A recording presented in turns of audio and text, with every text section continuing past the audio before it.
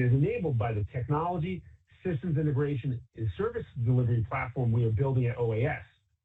That platform is designed to support scaled deployments, long-duration programs, and multi-domain operations. Of course, we will walk through that maturation of the OAS operating platform in great detail today. Importantly, the demand environment remains very strong. As we discussed over the last several quarters, we believe the unmanned and autonomous systems sector has entered a multi-year growth cycle driven by defense, security, and infrastructure priorities globally. Within that environment, we see potential upside to our 2026 outlook.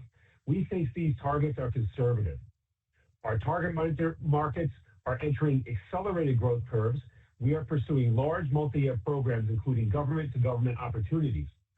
Further, we have robust strategic investment in acquisition pipeline that can further expand our platform. In short, we believe this will be a very strong year for our industry, and we expect Ondas to leverage these tailwinds as the investments we have made in technology and operations drive very strong growth in 2026. Now let's spend a few moments focused on what I think many of you may have been most interested in learning when tuning into this call. What is Ondas going to do with all that cash? This is an extremely important question, and I can assure you we feel a great responsibility to deploy this capital for its greatest impact for our investors. I want to reiterate that the balance sheet as well as the long-term liquidity we built with the business and our plan on extremely strong footing. We have more than $1.5 billion in on-balance sheet cash today. In addition, if we execute on our growth plan and our share price performs, we have the potential to access up to approximately $4.9 billion of additional capital through the investor warrants. Again, those warrants only come into the money if we perform. If the shares rise above the $20 and $28 strike prices. And that creates a very strong alignment between our investors and the company. We are highly motivated to perform for our shareholders. If we execute well and unlock that additional capital, it provides even more fuel to support growth, scale, and long-term value creation. Quite simply, this liquidity position is a significant competitive advantage. Customers prefer well-capitalized vendors who can support large programs over time. Partners prefer well-funded counterparties who can invest and scale alongside them. And talented people want to work for companies that are stable, ambitious, and positioned to win. We fully intend to put this capital to work. Our objective is to accelerate our core plus strategic growth plan and to do so responsibly and purposefully. Accelerate is the theme for 2026. That means continuing to accelerate the building of our team, accelerating the maturity of our supply chain and customer delivery capabilities, and strengthening the broader ecosystem that supports our platforms. It also means having the financial capacity to accelerate our strategic acquisition program, and Mark's going to provide more context on that a bit later. In short, we are capitalized to win, and we intend to use that capital for good by accelerating scale across every element of the business and delivering on the opportunity in front of us. You may recognize this slide. We used it at our Investor Day last July. The reason it remains relevant is simple. The market has not changed its requirements. In fact, they become even more demanding. In defense and security autonomy, having excellent technology platforms is necessary. However, it is no longer sufficient. Again, technology is required, but not sufficient in and of itself. Winning takes a lot more than just having the best platform. Customers expect proven, valuable, mission-ready systems as a baseline. Winning at scale requires something much harder, an integrated operating platform that can support large deployments, multi-year programs, global customers, and sustained performance. That is the opportunity we outlined last summer, and it is exactly what we've been executing against. This slide captures the full scope of what it takes to be a scaled operator, serving complex markets, delivering advanced technology capabilities, and operating across sales, manufacturing, supply chain, regulatory, field services, and sustainment, all supported by a strong financial platform.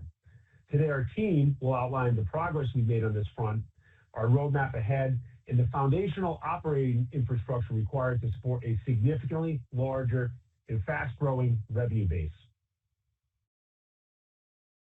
Here's another schematic you've seen before, and we're using it again for a reason. It captures the scope and intent of our strategic growth program and the value we are building over time. At its core, the program is about accelerating our evolution into a true systems of systems provider with autonomy at the core. Around the wheel are the core capability areas we are intentionally deepening: Counter-UAS, payloads, command and control, or C2, autonomous platforms, and communications. These are the building blocks that allow us to deliver integrated, resilient, and scalable defense and security solutions. Our strategic acquisition program is designed to add depth across these domains, extend our reach, and amplify the value of the overall platform. The objective is faster growth, greater operating leverage, and an accelerated path to profitability by integrating mission-critical capabilities rather than assembling point solutions. Today, the team will provide an update on how this program performed in 2025, where we executed successfully, and how those additions strengthened the platform. We'll also outline our roadmap to 2026, including how we intend to continue building scale, capability, and differentiation through disciplined strategic investments. With that comprehensive introduction, I will now turn the call to Meir, who will spend some time updating you on the new additions to our portfolio and how they are adding breadth and relevance to our systems of systems evolution. Meir? Thank you, Eric. In the next following slides, I would like to capture the core of the Ondas strategy of integrated multi-domain technologies and the great market opportunity we are facing. Ondas is building a multi-domain defense and security platform by bringing together best-in-class product companies, each already winning independently in its own market, and integrating them into a single scalable system of systems architecture. Currently, we are integrating technology companies across air, ground, sensing, counter-UAS, and robotics. These platforms are proven, operational, and deployed today. What differentiates Ondas is the integration layer, unified software, shared command and control, and coordinated mission across domains and different environments. This approach allows customers to start with a single capability and expand over time into a broader, multi-layered solution. It increases mission effectiveness, expands deal size, and drives recurring growth through land and expand adoption. By leveraging a common C2 backbone, shared data, and cross-platform workflows, Ondas enables coordinated operations that individual point solutions simply cannot deliver on their own. The result is a highly scalable operating platform addressing multiple large and growing markets, representing a multi-billion-dollar opportunity across defense, homeland security, and critical infrastructure. To understand the mutual potential of these technologies, I would like to qualify the scale of the opportunity we are addressing when looking at the potential of the segments of these technologies and the combined market size they are representing. Based on independent research conducted by Frost & Sullivan and our internal market adjustments, Ondas core addressable market across counter-UAS, unmanned aerial systems, and unmanned ground vehicles represent a combined global TAM of approximately $117 billion over the 2025 to 2030 period. This reflects a conservative view of the opportunity, given the additional upside and new use cases created as these technologies are increasingly combined into the integrated, multi-layered solution with capabilities that are not yet fully measured or reflected in traditional markets research. We will elaborate on the integrated systems potential in the upcoming slides. The largest portion of this market is UAS and UAV platforms. When looking at the focus areas of Ondas, which are currently tactical drones up to Class 3, these represent approximately $50 billion of accumulated market opportunity over the same period.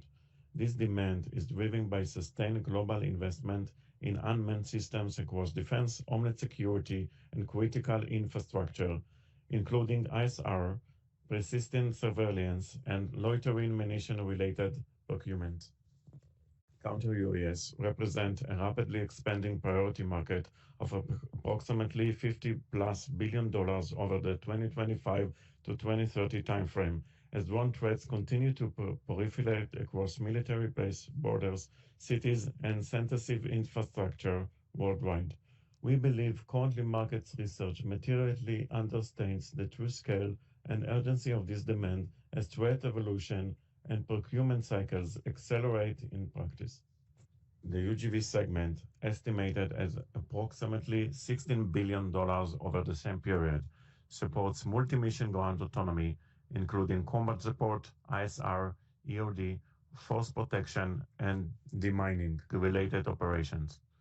We will dedicate time in the upcoming slides to explain this market opportunity in more details and outline why we believe it is already expanding into a meaningful and strategic segment across facilities, borders, and combat environments.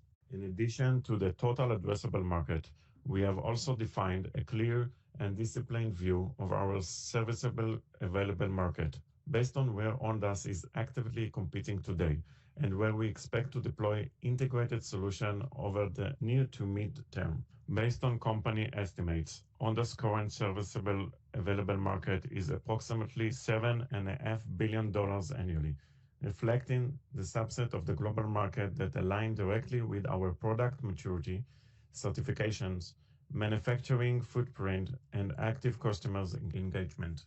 Within this SAM, Counter-UAS represent the largest component at approximately $5 billion, driven by immediate demand for protection of military bases, borders, airports, ports, and critical infrastructure, where Ondas Iron Drone and integrated CUAS capabilities are already operational or in advanced procurement discussions. The UAS segment represents approximately $2 billion within our SAM, focused on autonomous tactical drone systems for ISR, border security, persistent surveillance, and mission-critical operations where our platforms are certified, deployed, and scalable today. The UGV segment represents approximately $500 million, reflecting early stage but rapidly growing demand for unmanned ground systems supporting border protection, force protection, EOD, demining, and integrated air-ground defense architectures. Importantly, this SAM does not assume future platform classes or speculative use cases. It reflects markets we are actively addressing with existing and near-term capabilities, and it provides a practical baseline for growth as customers increasingly adopt integrated air-ground solutions across those domains. I will start with Counter-UAS, which is one of the fastest growing and most urgent defense and homeland security priorities globally. The threat environment has changed fundamentally. Small, low-cost drones are now widely available and are being used for surveillance, disruption, and direct attacks against military forces, airports, critical infrastructure, and population centers. What differentiates us Ondas in CUAS is that we do not offer a single-point solution. Instead, we deliver a complete, layered counter-drone architecture that spans detection, identification, tracking, soft mitigation, and hard mitigation with very low collateral damage and very high level of autonomy, make our solutions to be effective, available always, and operating also in complex civil environments. To our acquired technology companies, we bring together best-in-class capabilities across each stage of the kill chain, from RF-based detection and identification through cyber mitigation and autonomous interception with minimal collateral damage under single-domain command and control integration. The counter-UAS sequence begins with detection. We apply Centric's advanced technology to identify aerial activity based on radio signals and back it with designated third-party radars at long range, even in cluttered environments such as airports or urban areas. This provides early awareness without relying on a single sensor type. Once detected, the system moves to identification. Using RF intelligence and sensor fusion, the platform determines whether the object is cooperative, non-cooperative, or hostile, and classifies the threats in real time. We are using a combination of Centric's capabilities and optical identification with Insight's optical sensors. Following identification, the system enters the tracking phase. The target is continuously tracked while the system evaluates mitigation options. Soft mitigation is applied first when appropriate, including cyber over RF measures to take control of the hostile drone and land it to the ground without physical engagement or damage. If soft mitigation is ineffective or not suitable, the system escalates to hard mitigation. This is where the I-11 radar autonomously launches, intercepts the hostile drone in mid-air, capture it with the net, and safely remove it from the airspace, or parachutes it down with minimal collateral damage. All these steps detect, identify, track, soft mitigation, and hard mitigation are coordinated through a unified command and control layer, enabling automated, rapid decision-making without operator overlap. What makes this solution unique is not any single component, but the orchestrated sequence of a closed loop, end-to-end counter-UAS system designed for a continuous real-world operations in high-risk environments. Our CUAS system of systems is designed to operate together as a one coordinated solution, managed through a unified C2 layers and optimized for continuous real-world operations in complex environments such as airports, borders, military bases, and urban areas. Centrix provides the soft kill layer, delivering early detection, identification, and control and radio control drones through RF-based intelligence and mitigation. I-11 complements this with an autonomous outkill capability designed to intercept and safely neutralize any hostile drone, including fully autonomous systems that are immune to RF disruption. Together, these platforms create a closed-loop detect-to-defeat architecture, coordinated through a unified command and control layer that manages sensing, decision logic, and interception in real time. The result is low collateral, non-kinetic solution that enables continuous operations in sensitive environments such as airports, urban areas, and critical infrastructure.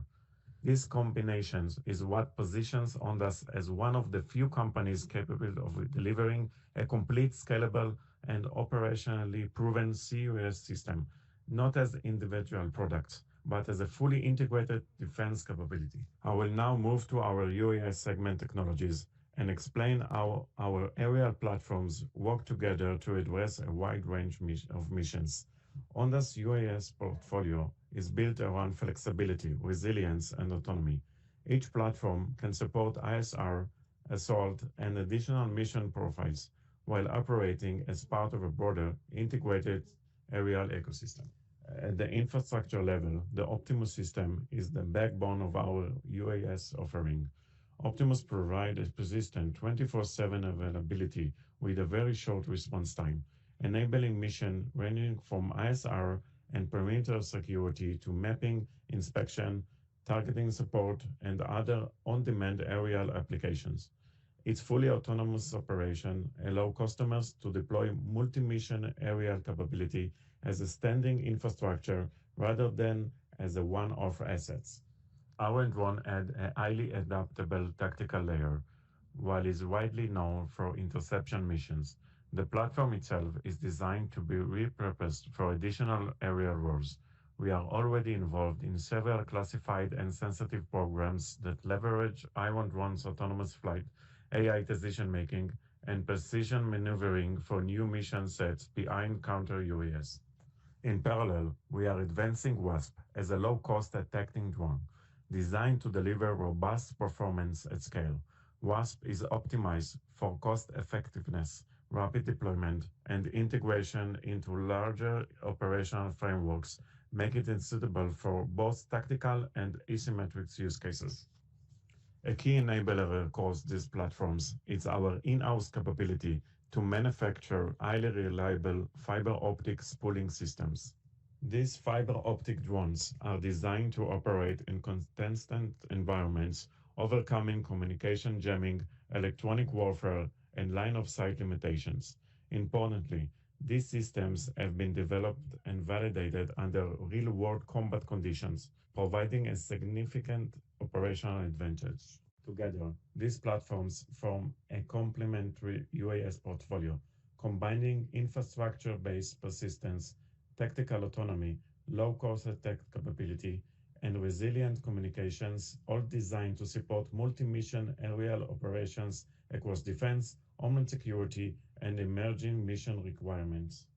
We will keep developing next generation of these systems with extended capabilities to address the need of defense and security markets and defense requirements of allied nations.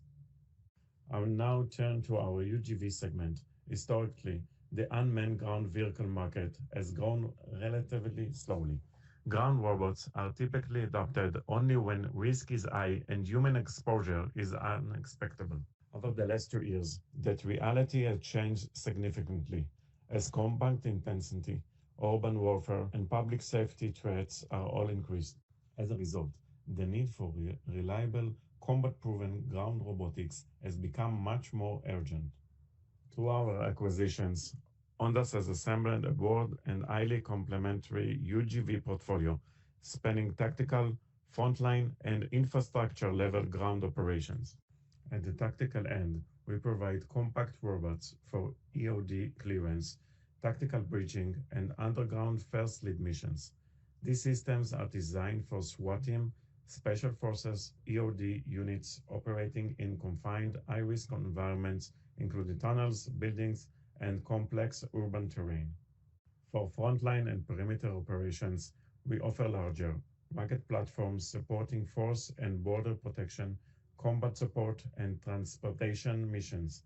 These robots are capable of carrying multiple payloads, sensors, and effectors, operating over rough terrain and supporting sustained operations alongside maneuver units.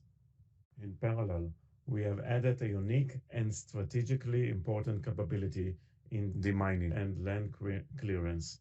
Our robotic mine clearing platform enables large-scale clearance of minefields and contaminated areas, combining heavy mechanical system with smart software-driven robotic tools. This positions Ondas to address complex land clearance and post-conflict recovery projects that few groups can execute end-to-end. Across all of these platforms, the common themes is modularity and cost efficiency. Our robots are designed to carry different payloads and sensors, adapt to multiple mission profiles, and reduce risk to personnel while enhancing operational effectiveness. Taken together, this wide array of ground robotics capabilities opens a significant opportunity for Ondas not only to support combat units, but also to enhance public safety organizations and homeland security forces with proven, scalable, and cost-effective unmanned ground systems. Let's take a closer look at our acquired company, Roboteam. They are providing best-in-class tactical robotics portfolio built around combat-proven platforms that are already deployed by leading military and security forces. At the compact end of the spectrum are the RT2 and RT20 platforms. These are first entry robots designed for rapid deployment in urban and confined environments. They are actively used by U.S. Department of War organizations and the IDF for reconnaissance, intelligence gathering, and first look missions where sending personnel would carry unacceptable risk. Moving up the scale, the RT200 is a transportable and highly interruptible ground robot. It is deployed by the US and NATO forces for EOD operations, ISR missions, and perimeter security. Its modular design allows it to carry a wide range of sensors, cameras, and payloads, making it a flexible tool across multiple mission profiles. At the heavy-duty level, we offer the RT1000 and RT2000 platforms. These systems are designed for logistics, evacuation, force protection, and frontline support. They can transport equipment, supplies, and payloads over rough terrain, operate alongside maneuver units, and support sustained operations in challenging environments. In addition, the MTGR V5 represents a major validation point for our portfolio.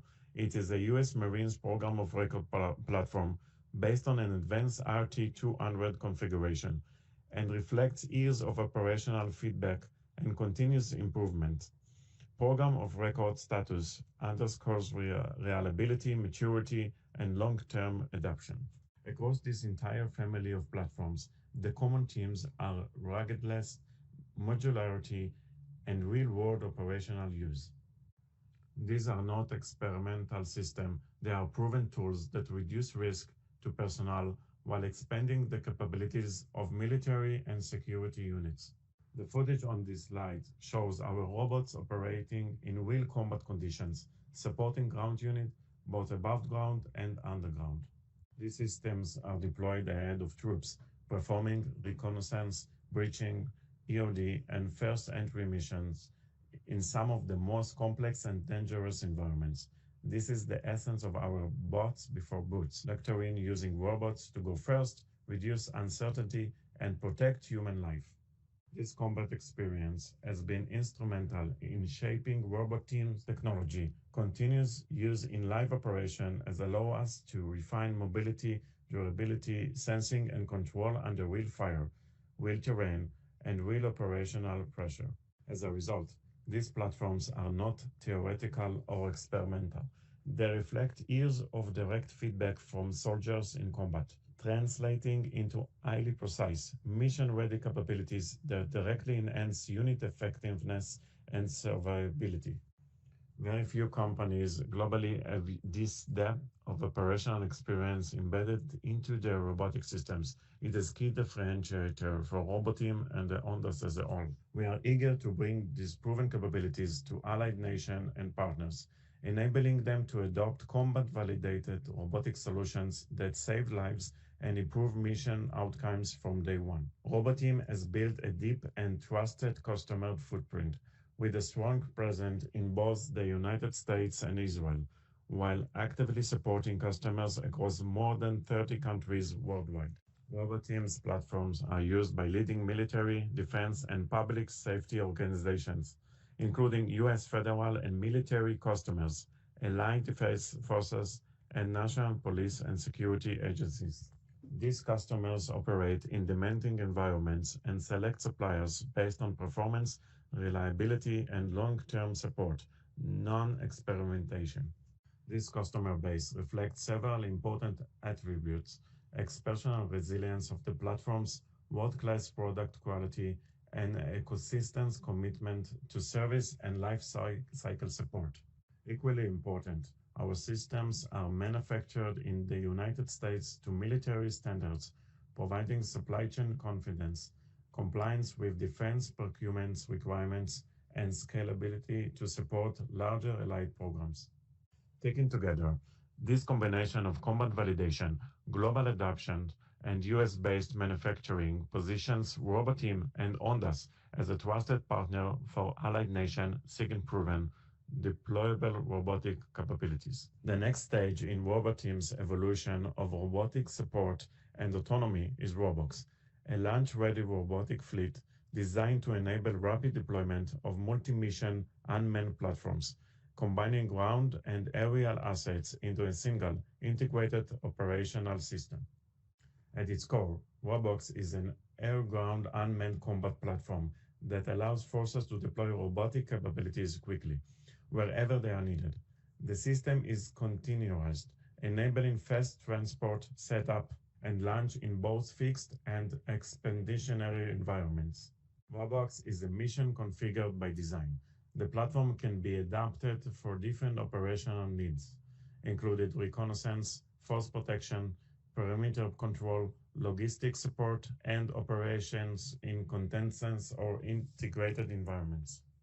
In essence, Robotics translates years of combat experience and robotic deployment into a scalable, modular system that allows customers to deploy unmanned force rapidly, safely, and with significantly reduced operational burden. Apiro Motions specializes in agile, software-driven ground robotics tailored to frontline combat needs for operations in dense, complex, and high-risk environments. These platforms were developed based on direct operational requirements from IDF combat units and are designed to operate where traditional vehicles and larger robots cannot. At the foundation of the Apiro platforms is a modular payload-agnostic architecture. This enables rapid integration of sensors and effectors and allows operators to reconfigure the platform quickly as mission needs evolve. These systems support a wide range of missions, including ISR, force protection, EOD, and combat support. Payloads operations includes EO, IR sensors, RF systems, jammers, robotic arms, and additional mission-specific payloads. Apiro Robotics Darkscout is a backpackable, counterpart platform designed for high mobility and autonomous ground operations. It is optimized for maneuvering through rubble, urban terrain, and confined spaces, making it highly effective for reconnaissance and first entry missions in defense and homeland security environments. Apiro Spider is a combat platform, man-packable, tracked robot built for obstacle navigation and confined area operations. It can be rapidly configured for ISR, EOD, and tactical support, and is particularly for special forces and urban combat teams. A key advantage of Apiro's platforms is rapid reconfiguration and software-driven adaptability. As threats evolve, operators can update payloads and mission logic without replacing the underlying platform, extending system life and reducing total cost of ownership. In addition to the robotic platforms, Apiro has developed advanced payloads, including combat-proven unique fiber optic spools for jam-resistant communications and robotic arms for EOD manipulations and bridging in complex environments. Apiro also advancing additional classified capabilities under active programs, extending autonomy and mission effectiveness based on direct operational requirements. Lastly, we want to elaborate about 4M Defense, providing complete services and smart solutions for land clearance by integrated aerial and ground robotic platforms with powerful software tools. 4M has perfected the process of landmine clearance, beginning with high-resolution aerial mapping, using drone to digitize mine-affected terrain and create an accurate data is then processed through AI-based land intelligence, which analyzes patterns, detects anomalies, and highlights suspected hazard zones that required further attention. That data is then processed through AI-based land intelligence, which analyzes patterns and highlights suspected hazard zones that required further attention. Based on this intelligence, the system generates a software-defined clearance plan, replacing traditional manual and map-based workflows with precise, data-driven tasking and progress tracking. Finally, autonomous ground robotic platforms execute the clearance operations, operating with high accuracy while minimizing risk to human personnel. Together, this closed-loop sequence transforms land clearance into a repeatable, scalable, and digitally managed operation, improving safety, efficiency, and accountability across large-scale land clearance projects. We see significant potential in 4M's capabilities in this domain, as they complete our end-to-end offering for border security and land clearance operations, both during active conflicts and in post-conflict environments. By integrating air and ground systems under a single operational framework, we unlock entirely new mission capabilities, expand the role of robotics in defense operations, and enable customers to deploy robotic force and scale rather than as isolated platforms. At the core of this approach, multiple robotic platforms operate together as a single networked system, allowing missions to be executed in a coordinated way rather than through isolated assets. A unified command and control layer fuses sensors, effectors, and data across platforms, accelerating detection, decision-making, and response in complex operational environments, reduce human risk while also lowering overall operational cost. We see a significant opportunity in the market to deliver new capabilities as a unified, multi-layered, multi-domain robotic force. By abstracting hardware into software, we create a scalable foundation that accelerates integration, unlocks new mission capabilities, and allows customers to deploy multi-layered robotic force as one of cohesive system rather than disconnected platforms. This represents the future of Ondas, and we have already begun deploying these capabilities across our customer domains. We are seeing strong demand for these integrated, software-defined platforms, and we are encouraged by the traction we are gaining with customers seeking combat-proven, multi-domain robotic solutions. As we continue to deploy and scale these capabilities, we are excited to unlock additional opportunities across our existing customer base and expand into new mission areas. I will now pass the call back to Eric. Eric? Thank you, Meir. Now we want to transition and update our investors on the build-out of our go-to-market plans and the scaling of our operating platform at OAS. Indeed, it is the operating platform that will ultimately hold the key to our success at Ondas. Building exceptional technology is required, but if you can't deliver at scale at an acceptable cost, you can't win. Since we intend to win, we are making these investments centered around people, processes, and infrastructure. I will now turn the call to Oshri, who will provide more context and details. Oshri? Thank you, Eric. Our focus is on driving operating scale by integrating the OAS core with our acquisitions, leadership, and talent into a single, unified operating platform.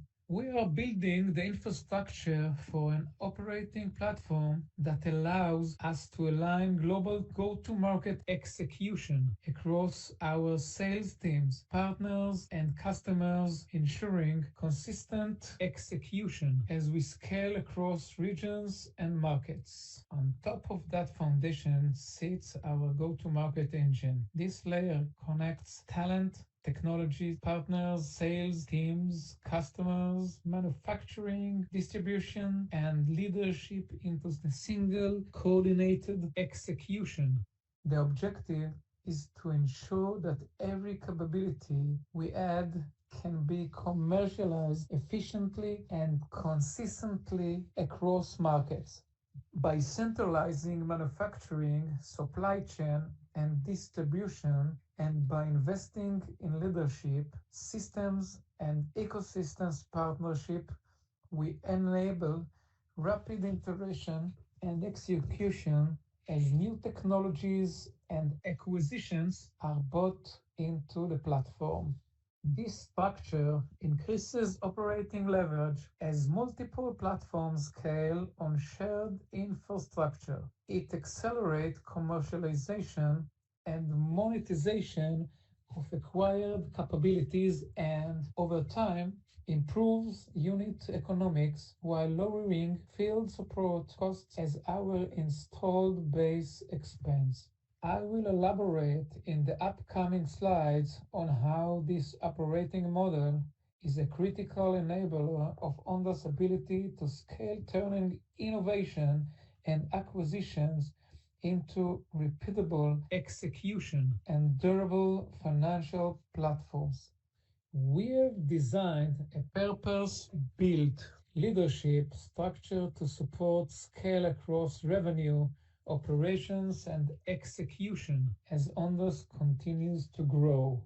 At the top, clear executive leadership with defined accountability while empowering each operating company to run their businesses with focus and speed.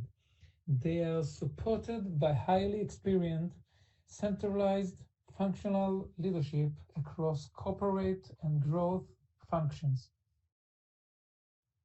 Our corporate and growth organizations brings together finance, revenue, marketing, and product leadership. This structure enables a unified go-to-market strategy, supports cross-selling across platforms, and ensures consistent global customers coverage. Operations, manufacturing, and people functions are centralized as shared services, including operations, HR, and legal. These shared services model drivers efficiently, supports scalability, and reduces duplications across the organization. At the operating company level, platform CEOs remain fully accountable for executions within their domains while benefiting from the scale, infrastructure, and resources of the Ondas platform. We have built a highly effective advisory board made up of the best in class leaders who directly reflect on the markets we operate and the customers we serve. These are former senior commanders, operational decision makers, and technology leaders with deep experience across defense, homeland security, and government markets in the US, Israel, and allied countries. They understand how missions are executed and what drives adoptions at scale. The role of the advisory board is very practical. They help validate our product roadmaps and ensure that what we are building aligns with real operational needs, real budgets, and real procurement processes, not theoretical requirements. From a market perspective, the board gives us direct insight into how customers think, what problems are urgent, how buying decisions are made, how programs move from pilot to deployment, and how multi-domain systems are evaluated in contested environments.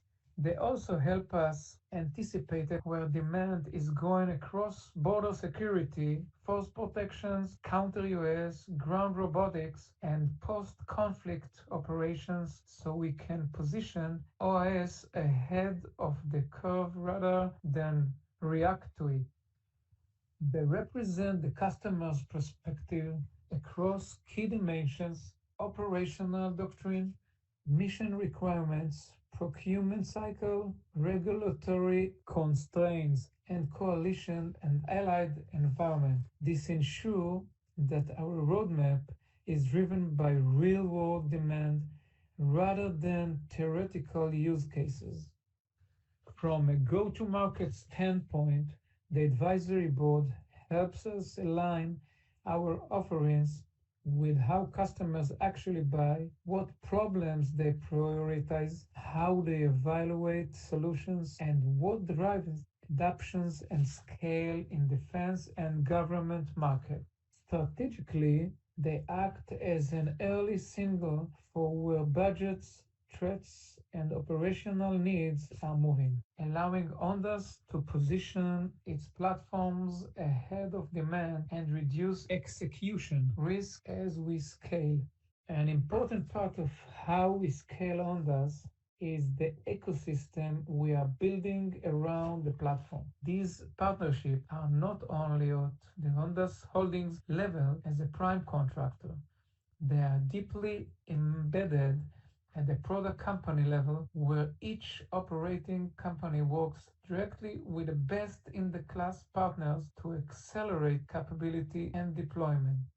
Across the group, our ecosystem supports localized tactical integration, distributions, manufacturing in critical markets. Whether it's manufacturing partners or system integrators, this relationship allow each product company to move faster and deliver more complete mission-ready solutions. At the Ondas level, these ecosystems gives us reach and scale. At the product level, it gives our teams flexibility, allowing us to integrate with leading partners that are already trusted by customers in their respective markets.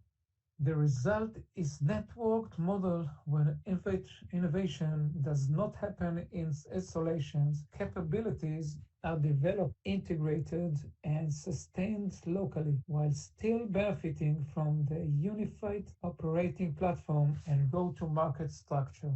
Our ecosystem approach is a key enabler of how we win, bringing together best-in-class technologies, proven partners, and Ondas platforms to deliver completely scalable solutions. We are ramping up manufacturing across the Ondas platform to address the demand of our system with clear focus on localized supply chain, addressing the local needs of our major markets, starting with major focus on the US market. In the US, working with Detroit Manufacturing Systems, we are manufacturing Optimus and Iron drone systems for American Robotics, supporting NDAA compliant Made in America productions at scale.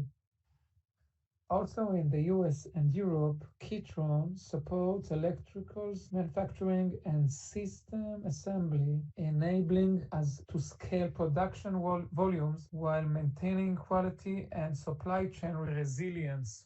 At Ondas facilities in the US, we manufacture fiber optic spools and supporting components for American Robotics, which are critical for secure resilience communications in contested environments. With Mistral in the US, we support manufacturing of robot team ground platforms, including MTGR and other UGV systems, giving us scale in tactical ground robotics. In Israel, Tammuz and Flex support advanced manufacturing of Optimus and Iron drone and centric systems, including integration and specialized assemblies, particularly for defense-grade platforms. We are preparing for additional European manufacturing capacity with Heidelberg, which will further strengthen our regional production footprint. I will now hand the call back to Eric. Eric, please.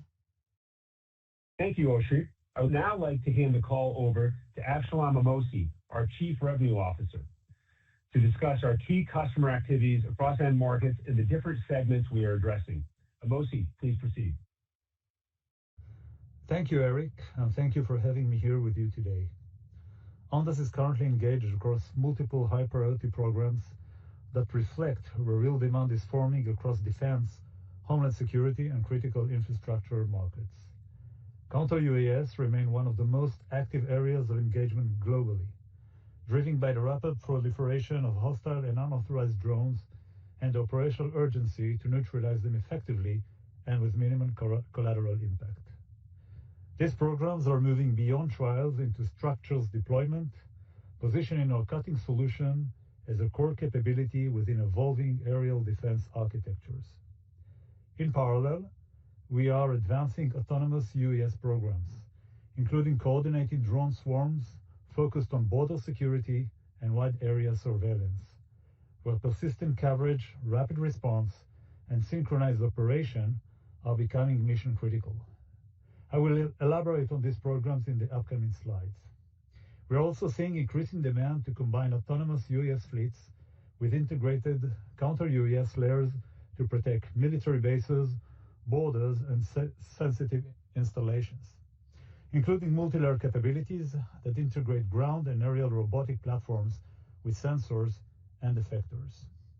We are also participating in national-level defense initiatives, including drone dominance and advanced unmanned programs, alongside classified activities supporting offensive and defensive drone operations. In addition, demining programs in the Middle East continue to gain momentum as customers seek autonomous and remotely operated solutions to accelerate clearance operations while reducing risk to personnel.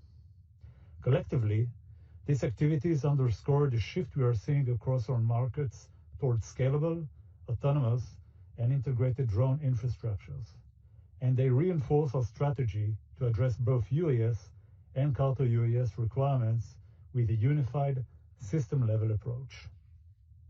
We are addressing the rapidly growing global demand for multi-layered aerial protection, driven by the increasing exposure of public venues, critical infrastructures, border, and military assets to low-cost, highly accessible drone threats. In the United States, we have submitted for a Department of Homeland Security grant tied to the security around the upcoming FIFA World Cup 2026 and related activities. These programs reflect how Counter-UAS is becoming a core element of Homeland Security planning rather than an ad hoc capability. In Europe, we are engaged in extensive deployments across airport environments where layer detection and interception capabilities are required to protect complex, high-traffic airspaces while minimizing disruption to operations. These deployments, which generates over $60 million in orders last year, with urgent requirements, are expanding further as authorities move towards standardized, infrastructure-based solutions. We are also advancing projects focused on aerial protection of national borders and sensitive geographic corridors, as well as strengthening protection programs around military bases. In these environments, customers are prioritizing systems that combine high autonomy, low collateral impact, and seamless integration with existing detection and command and control architectures. Overall, our pipeline continues to expand across critical infrastructure sectors globally, and we are seeing accelerated momentum as customers transition from pilots and demonstrations into sustained deployment programs. This demand reinforces the role of Iron Drone, Centrix, and our multi-layer Counter-UAS solution positioned for long-term growth. We are currently executing our first national-level defense program as prime contractor, marking an important milestone for Ondas as we scale into larger, long-term sovereign defense initiatives. This is a multi-layer phased program with focused on deploying autonomous drone swarms along national border lines, designed to deliver persistent, around-the-clock ISR coverage alongside rapid, swarm-based response capabilities. The architecture enables wide area monitoring, fast decision cycles, and coordinated action across extended and complex terrains. The program is structured for scale with planned deployment of thousands of autonomous drones over time, integrated into a centralized command and control framework. This system of systems combines autonomous aerial platform, AI-driven mission management, advanced sensors, and validated C2 infrastructures operating at national scale. Importantly, this program was awarded through a competitive governed evaluation process, validating both the maturity of our technology and our ability to deliver integrated autonomous solution as a prime. It reflects growing confidence from defense customer in Ondas capabilities to design, deploy, and sustain mission-critical autonomous infrastructures over the long term. The initial program is structured as a 1 to 2 year national defense initiative, designed to move from development into large-scale operation deployment while continuously expanding scope and value. During this period, the program progresses through defined phases, beginning with system design and autonomy deployment, followed by full system integration and national-level validation. These phases establish the technical and operational foundation required to support live deployment along border lines. The program then transitions into operational rollout, where autonomous drone swarms are deployed to deliver persistent, around-the-clock ISR and rapid response capabilities. As deployment expands, the program scales through additional fleet deliveries, geographic expansions, and continuous capability upgrades. Ongoing deployment, advanced autonomy features, and life cycle support are built into program structure, allowing the system to evolve as operational requirements change.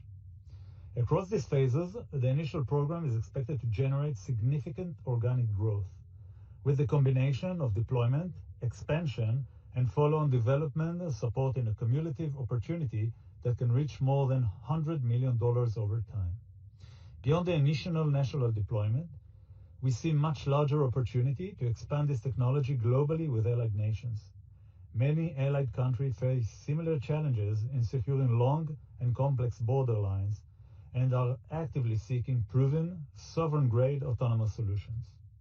Once validated at national scale, this architecture can be replicated across multiple allied customers through multi-year programs, enabling large area border protection using autonomous drone swarms integrated with centralized command and control. As this model is adopted across multiple countries, the cumulative opportunity expands significantly, with the potential to reach multiple hundreds of millions of dollars over time.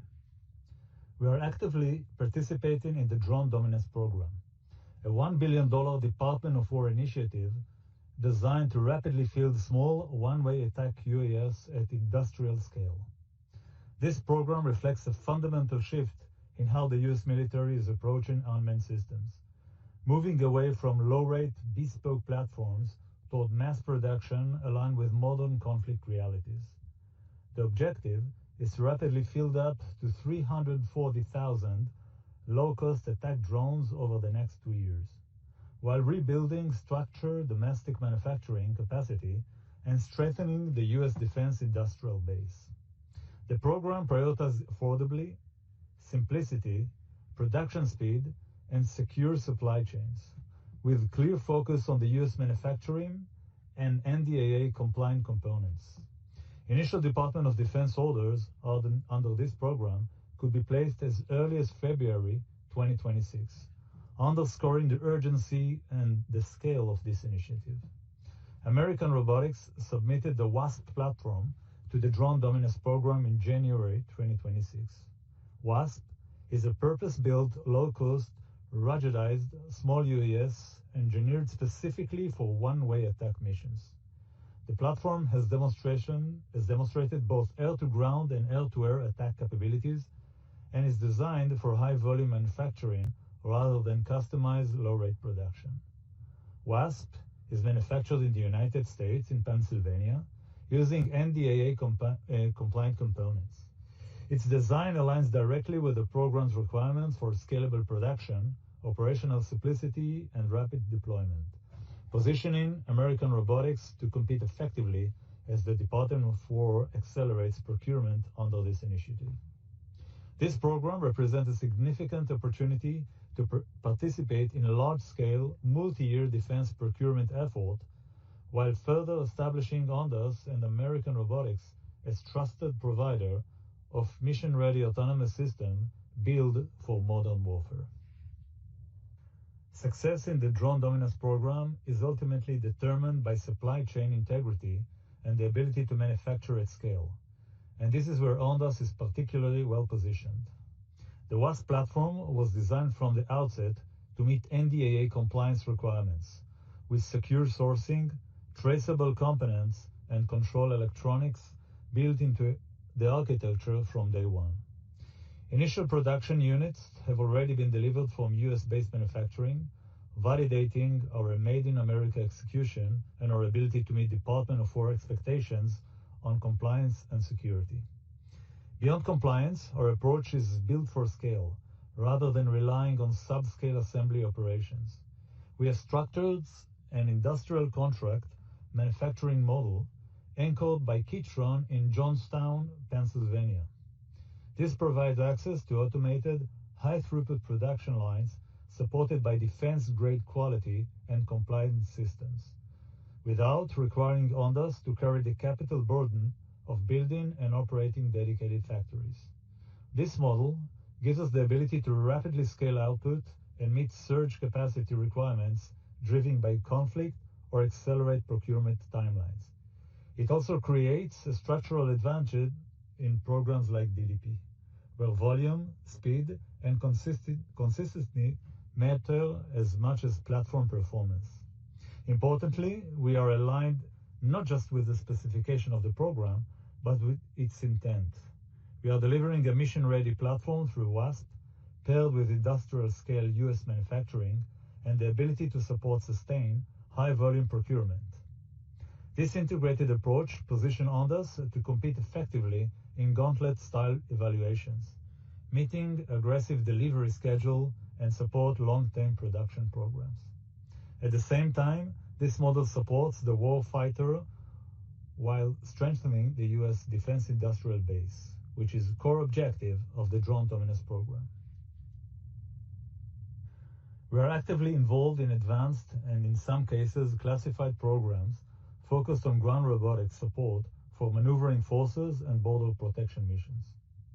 Unmanned ground vehicles are becoming essential for persistent border surveillance and autonomous patrol operations, operating independently and in coordination with aerial systems. These platforms enable early detection, continuous tracking, and rapid response to incursion targeting military bases, border zones, and critical assets, while reducing risk to personnel. We are working closely with customers on full border lifecycle operations, beginning with terrain preparation and clearances, followed by layer defense and long-term sustainment. This approach integrates ground robotics into ongoing security operation rather than treating them as isolated tactical assets. Our capabilities extend into autonomous mine clearance, explosive ordnance disposal, and high-resolution terrain mapping, supporting both force protection and operational mobility. In parallel, we support the secure installation of border infrastructures, including fences, sensors, communication networks, and integrated security systems, often operating in contested or high-risk environments. Together, these programs demonstrate how ground robotics are evolving into core component of modern border and force protection architectures, operating as part of an integrated air and ground system designed to deliver persistent responsiveness and operational resilience at scale. We are seeing very strong demand across our markets for unified air-ground protection, driven by customers who are dealing with increasingly complex and multi-domain threats. Military, homeland security, and civil authorities are looking to protect bases, compounds, borders, and critical infrastructures with solutions that operate as one integrated system, rather than a collection of disconnected platforms.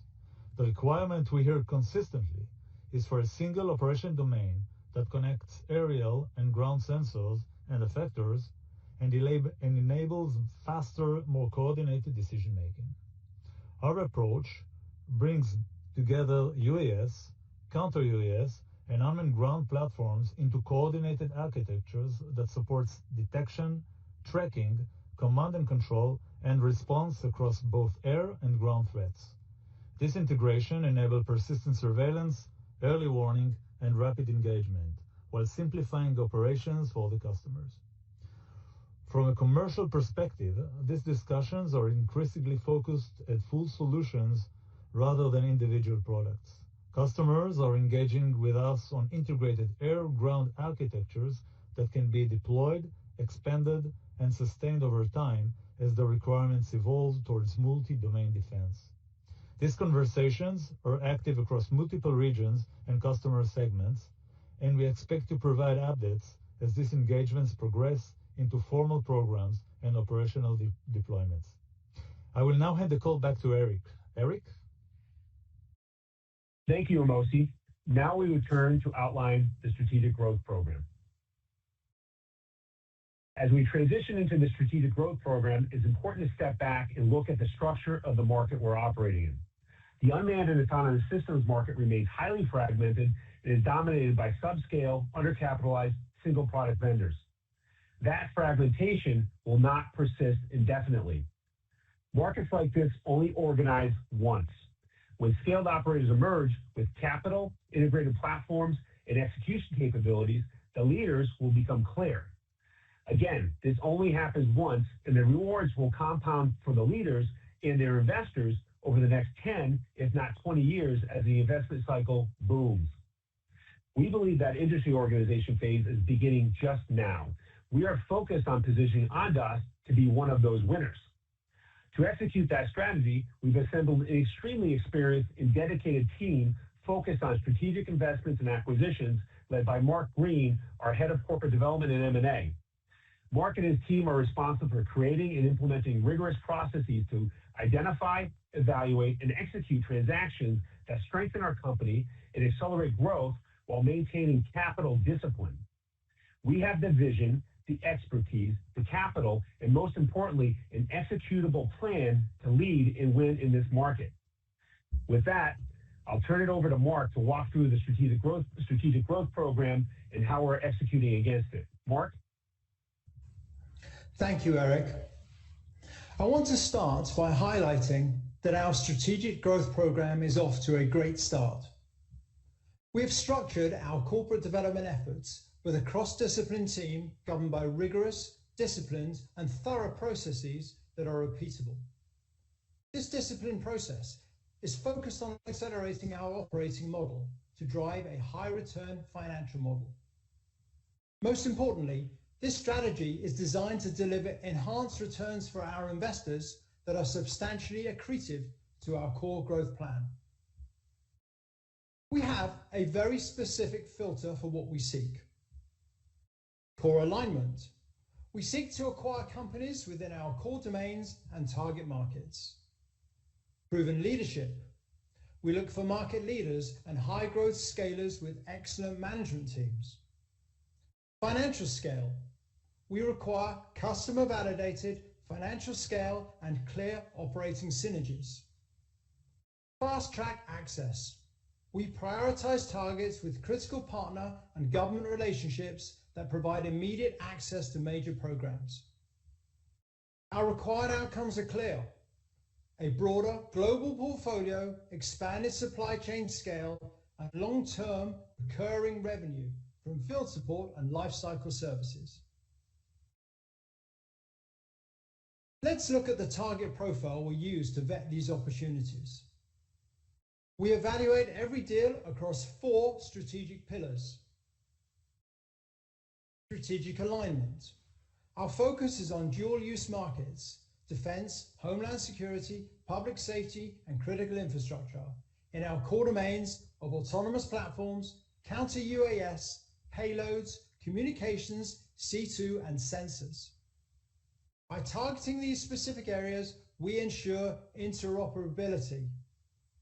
This isn't just a buzzword, it's a financial driver that expands our TAM and allows us to leverage supply chain efficiencies and manufacturing synergies immediately upon acquisition.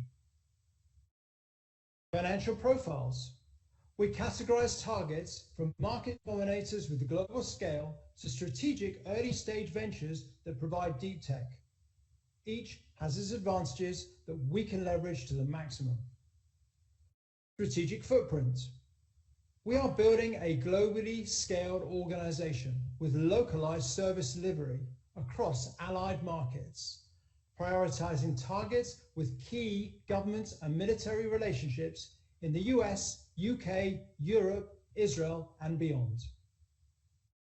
Leadership excellence.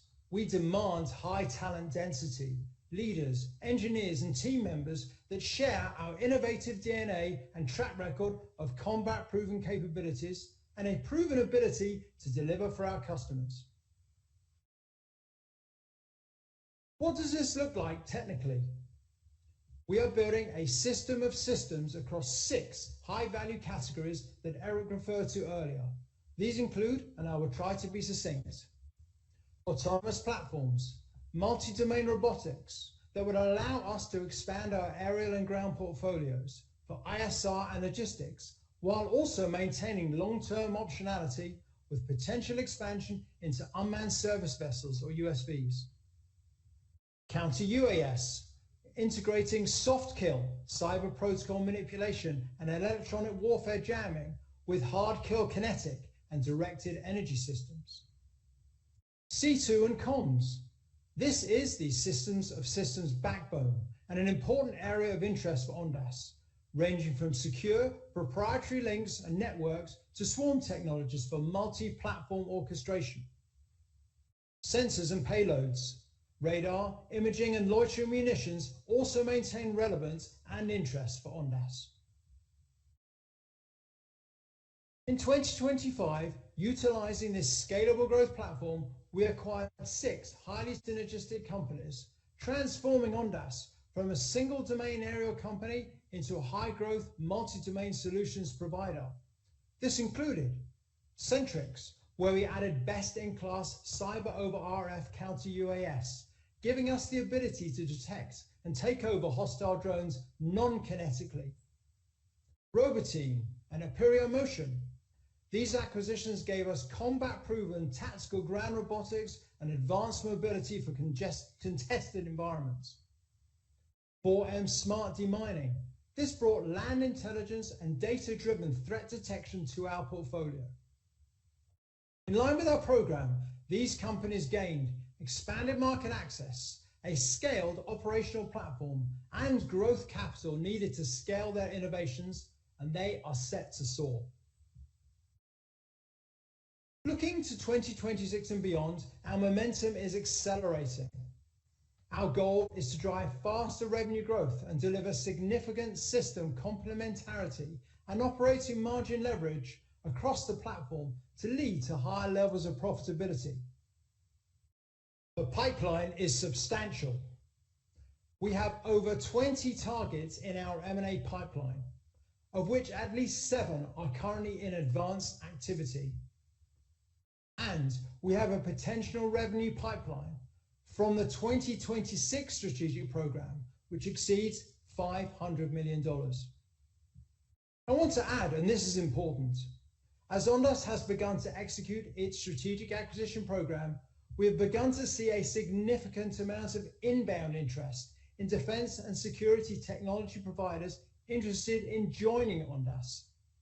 Of course, this is due to our growing credibility as a market leader, driven by a programmatic M&A process and the significant on-balance sheet financial resources. We are also seeing an increasingly mature set of acquisition candidates join the pipeline, characterized by larger revenue streams and in many cases already profitable businesses which are highly synergistic with Ondas. I expect this pipeline to continue to grow and mature substantially, though to be clear, we aren't necessarily optimizing for the size of the pipeline. We are optimizing for the quality of the technology, people, and business. Our goals are aggressive but calculated. We are adding and broadening our platforms globally to drive faster revenue growth and deliver significant operating margin leverage.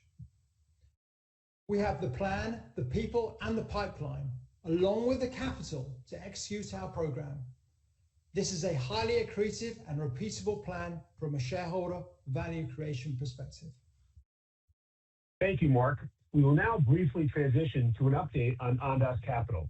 We had intended to carve out a dedicated time in December with James Acuna and the Ondas Capital team for a deeper dive with investors, but given travel schedules and the substantial workloads related to advancing our investment program, which includes time on the ground in Ukraine, we are now targeting a focus session within the next 1 to 2 months. We appreciate your patience.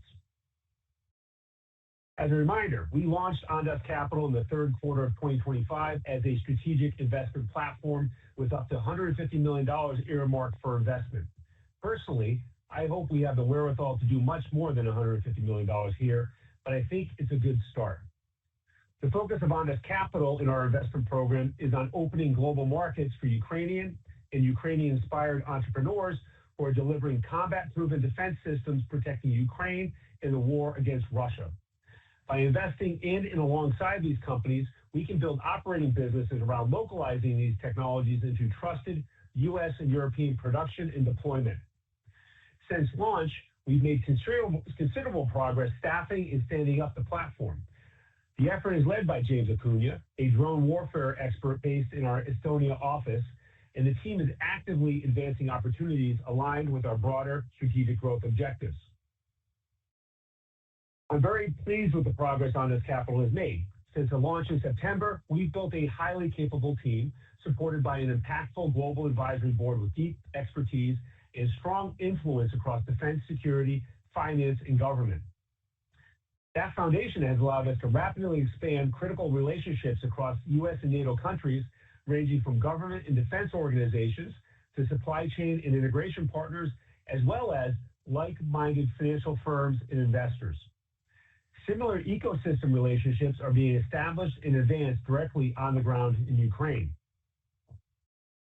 As this ecosystem has come together, our investment pipeline has grown meaningfully and now translating into real actionable opportunities. We have over 300 companies we are tracking in our database and are active diligence on 9 specific opportunities. We expect to fund our first investment in the first quarter of 2026. A good example is our announced letter of intent with Drone Flight Group, where we intend to invest up to $11 million to help open U.S. and European Union markets for their platforms. In short, Ondas Capital has moved quickly from concept to execution.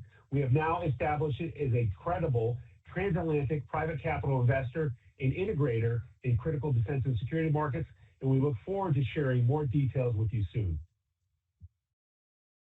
Ondas has also built a portfolio of targeted strategic minority investments. This is a smaller component of our investment programs, but it's highly relevant, strategic, and provides opportunities for meaningful financial gains. These investments are guided by clear criteria. We focus on strong strategic and mission alignment with our ecosystem, mature technologies that are relevant to near-term customer requirements, and opportunities to enhance our platforms through collaboration or supply chain access. Just as importantly, we require attractive entry valuations with meaningful risk-adjusted upside.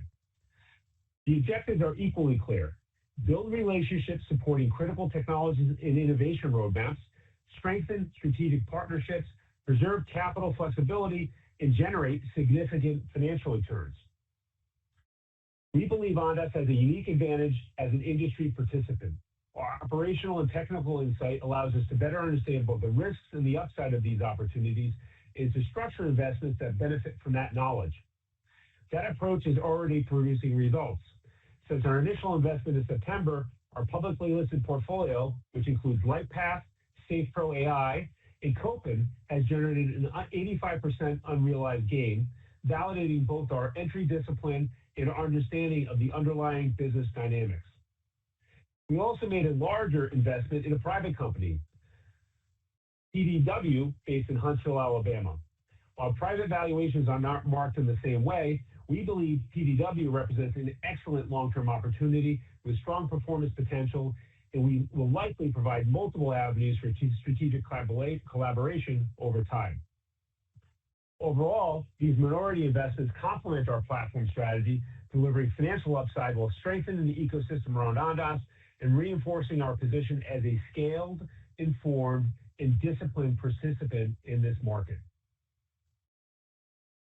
I want to now turn to the financial outlook, and as I do, I want to thank you again for being with us.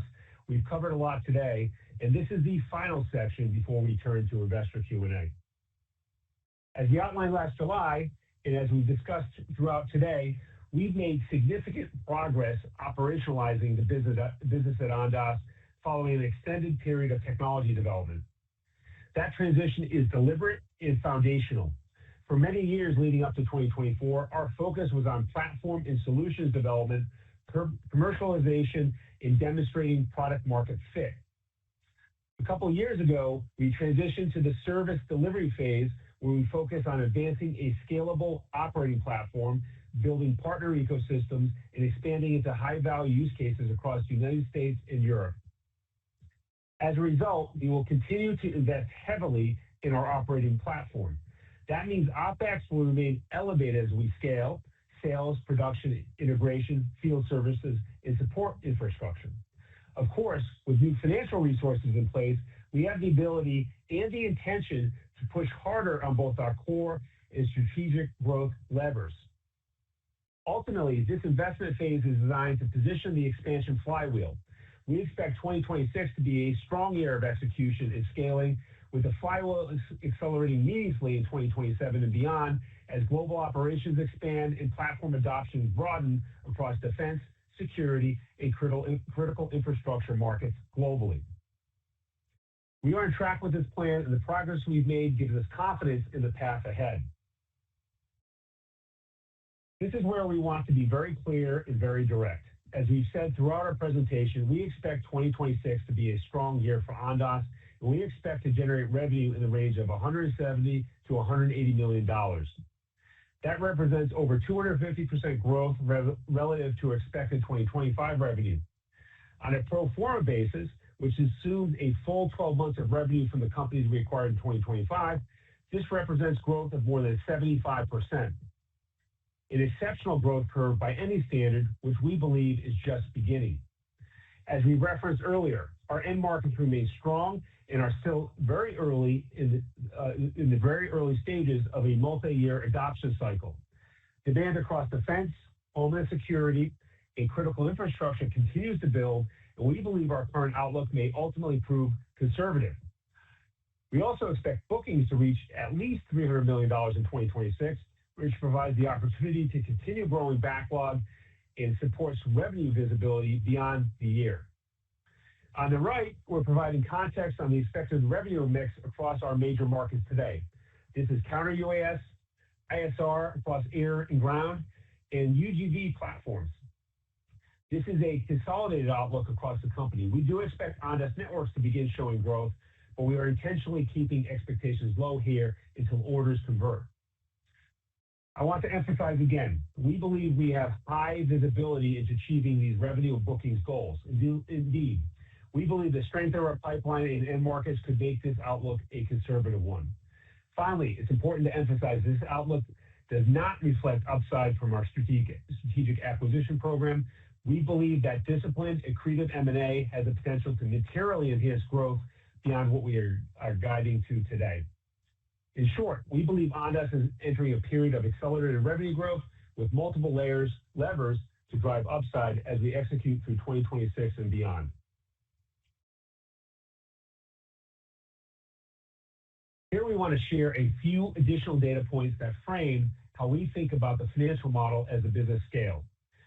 We continue to expect gross margins of approximately 50% across the company. Over time, we believe margins can move higher as volume increases and our supply chain and production processes mature. Design for manufacturing, platform reuse, and scale efficiencies are all expected to support margin expansion as the business grows. At this stage, we are not providing a fixed OpEx target for 2026. We are actively investing to scale the OAS operating platform across sales, service delivery, integration, and support. We believe these investments are necessary and appropriate to support a much higher structural growth rate. We will look to share more context for our OpEx plans on our earnings call in March. I want to also add that we have arranged our production and supply chain infrastructure to support our current outlook, and we will continue to invest in this critical area as demand scales.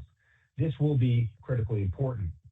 As always, we will be transparent as the model evolves and provide updates along the way.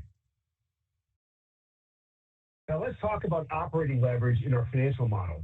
Delivering capital-efficient growth is a core priority for Ondas. The way we demonstrate that to investors is by clearly showing how our OpEx investments, of course, ranging across product development, sales and marketing, supply chain, production, and field services, translate into revenue and gross profit growth that outpaces expense growth over time. Ultimately, we also need to absorb corporate overhead, including finance, administration, and public company costs. The success of our model depends on accelerating revenue and gross profits well above our OpEx growth. We believe we will demonstrate that, and we want to help you understand how we think about it. Essentially, we are designing our OpEx models to support rapid growth with a staged pathway to operating leverage across 3 stages of profitability. We see our product company layer as turning EBITDA positive first. These are the entities that develop, produce, deploy, and service systems directly for our customers. As scale builds and margins mature, we expect our product company layer to turn EBITDA positive first again, and we are targeting that by the third quarter of 2026 this year. Once the product companies are profitable, continued sustained revenue growth and higher levels of gross profit will allow us to absorb OpEx at the OAS operating platform. In essence, OAS is our centralized operating platform where we invest in integration, shared services, systems, and scale to efficiently support higher levels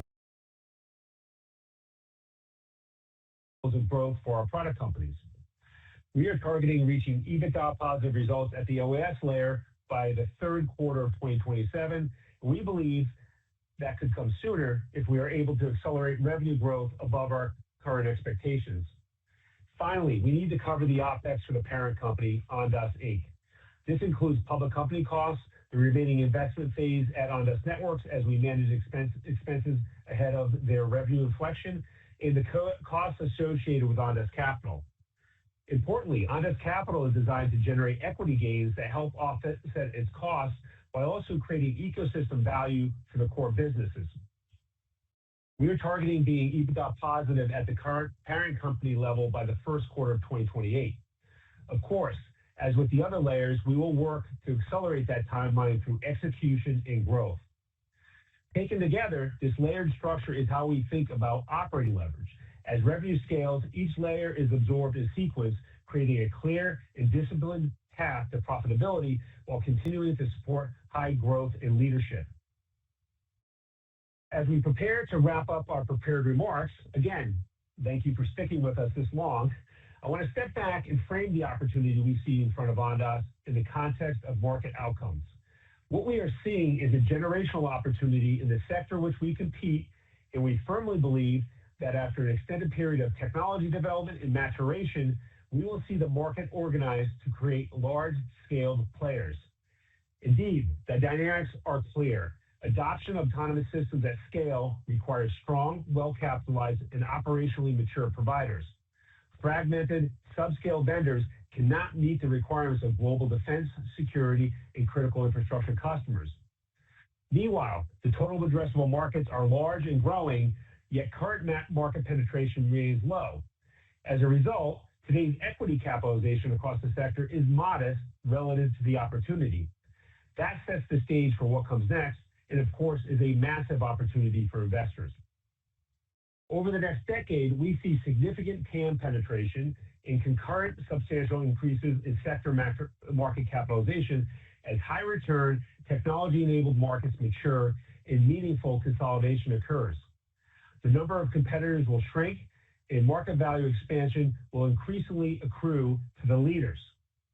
That process has begun, and market leaders are being identified now. Ondas is positioning itself to be one of those leaders. We are investing ahead of the curve, building scale, strengthening our operating platform, and consolidating capabilities while many others remain capital constrained. We believe this investment cycle will create a small number of very large and valuable companies, and we intend to be among them.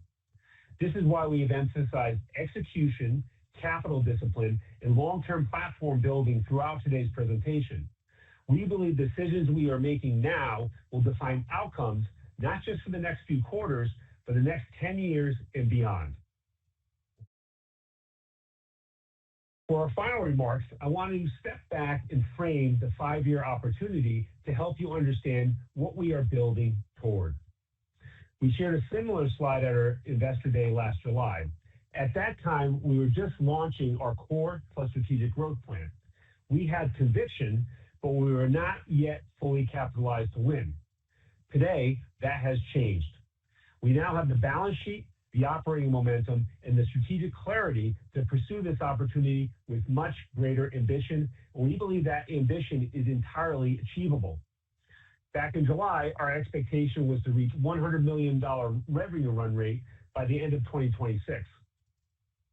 Today, we are guiding to a revenue range of $170 to $180 million for 2026. That's 70 to 80% above our prior ambitions just 6 months ago.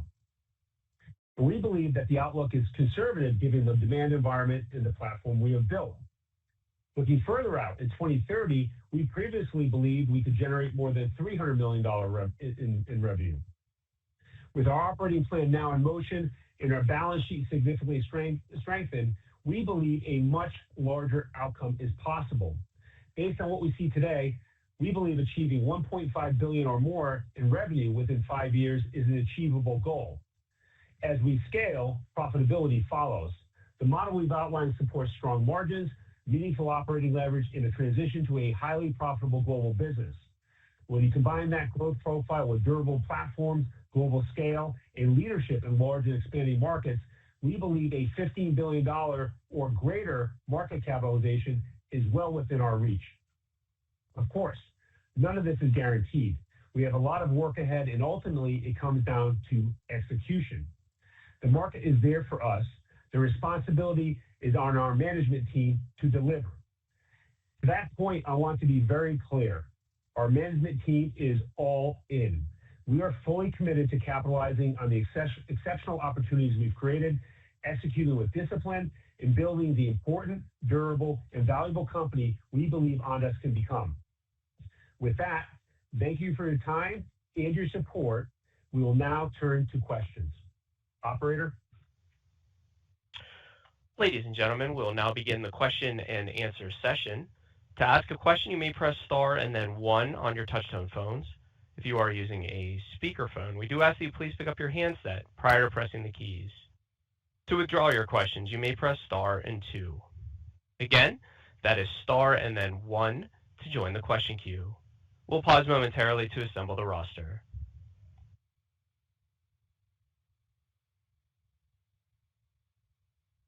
And our first question today comes from Amit Dayal from HCW. Please go ahead with your question. Thank you. Good morning, everyone, and thank you, Eric, for such a comprehensive review. Just in the context of the acquisitions that have taken place over the last year and acquisitions coming in 2026, how much of that product portfolio is commercial ready, and what are the plans for R&D spend over the next, say, 1 or 2 years? Yeah, great question. And, I think what Mark was emphasizing is what I'll emphasize, is we're focused in our strategic acquisition program on mature technologies, and not just mature technologies that have been validated as operational and valuable in the field by customers. And it goes further. We also have in our diligence, have the understanding that the customers intend to expand their business and deployments of the technology. So we're not by and large interested in early stage or pre-commercial technology platforms. That's not our growth model. In terms of R&D, I think you'll see us focus more on advancing the platforms in their capabilities, as well as focusing on the integration activities that Mayor spent a lot of time talking about in the systems of systems architectures where we're deploying the solutions we're developing for customers. Understood. The outlook, Eric, for 2026, is that spread across multiple deals, or is there any concentration in that outlook right now? No, there's not a significant amount of concentration. We do now have a broad breadth of platform technologies. I think you're going to see us for sure do very well in the counter-drone space with both the Iron Drone and Centrix portfolios. But you're also going to see us do very well. We've got quite a bit of momentum in product and market and customer maturity with the ground robots as well, the UVGVs with both Roboteam and Apero.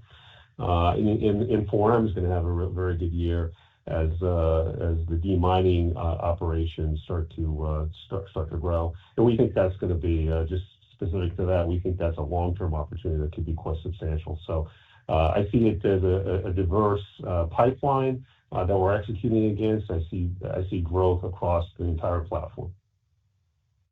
Thank you. I'll step out of queue and maybe let some other people go. Thank you. Thank you. Our next question comes from Timothy Horan from Oppenheimer. Please go ahead with your question. Thanks, Eric. I have about 10, but I'm going to focus on 2. It seems like the defense.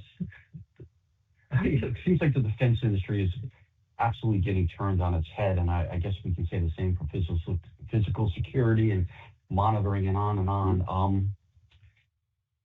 Your platform, will all of your offerings be accessible from one platform? Are they very interoperable at this point? Great question, and they're very interoperable, not just within our architecture. So, for example, we can deliver Iron Drone or Centrix separately. We can deliver them integrated. We are working on integrating our drones, including in the counter-drone systems, with our ground vehicles. At the same time, our systems are modular, and that is a very important market requirement. Which that means is if we're deploying them, very often we have to integrate with other systems that the customers either prefer or already have installed and operational. So, for example, when we're deploying our drone, if the customer has a detection tool, that's typically going to be radar or some other sensor, acoustics, optical, etc., to detect the threat of a hostile drone, we can plug into that detection tool or system, and then be able to mitigate the threat with the information that system provides us. So it's both internal that we're interoperable in expanding that, of course, but it's also with the rest of the market.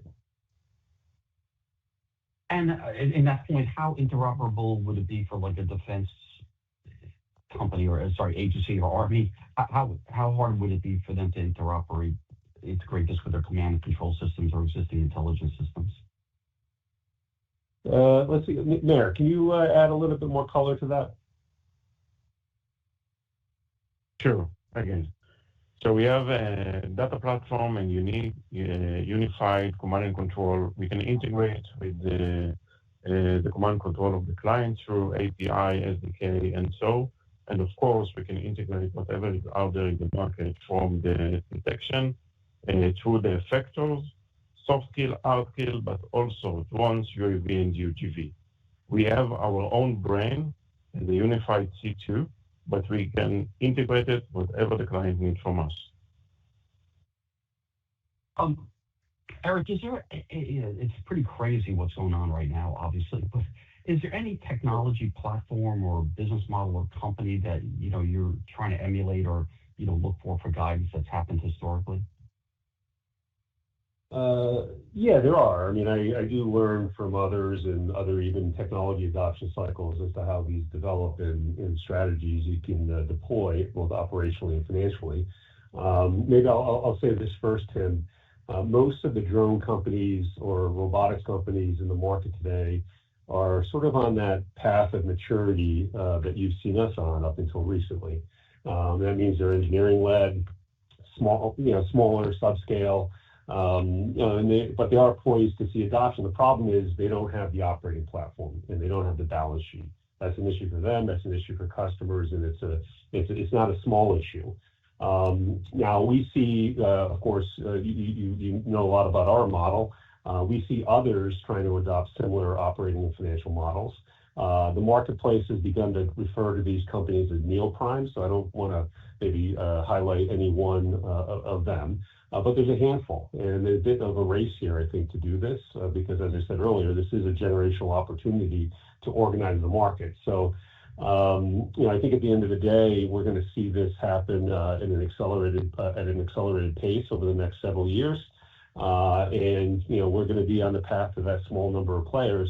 And I'd say it's unlikely that a new player emerges with some new mousetrap or even a financial model, because to build this isn't just about money, and it's not just about technology and your engineering team, because all of this stuff takes a long time, not just to develop, but to integrate and then mature and bring to the market. So the platform we're building in Ondas is sort of on the cutting edge here, I think, of this opportunity. I'll get back in queue. Thanks. Sure. Thanks, Tim. Our next question comes from Michael Lattimore from Northland Capital Markets. Please go ahead with your question. Excellent. Thanks. Yeah, congrats on the big year and outlook. I guess, Eric, on the guidance for the year, 170 to 180, I think that's up from 140 roughly. Does that assume any new acquisitions, or is that just based on your current product portfolio? That's just based on our current product portfolio and the momentum we see in the business. Right. And then the expectation of $300 million in bookings, is that like a multi-year bookings, or what kind of time frame should we think that reflects? So those are the bookings we're expecting and targeting this year, and of course we do want to beat that. But we think it's a good starting point. For some context, I think it's fair to say that the counter-drone market is really poised for an exceptional year, and this is really the first year. Right? This is only in the last couple of years that we've seen the requirement to protect the lower skies emerge. So, and the demand curve we see here is global. There's a lot of focus, particularly in the U.S. Markets and with U.S. investors on what's going on with homeland security and the FIFA World Cup. And of course, that's very important. There's other activities inside of the Department of War and the Armed Services branches.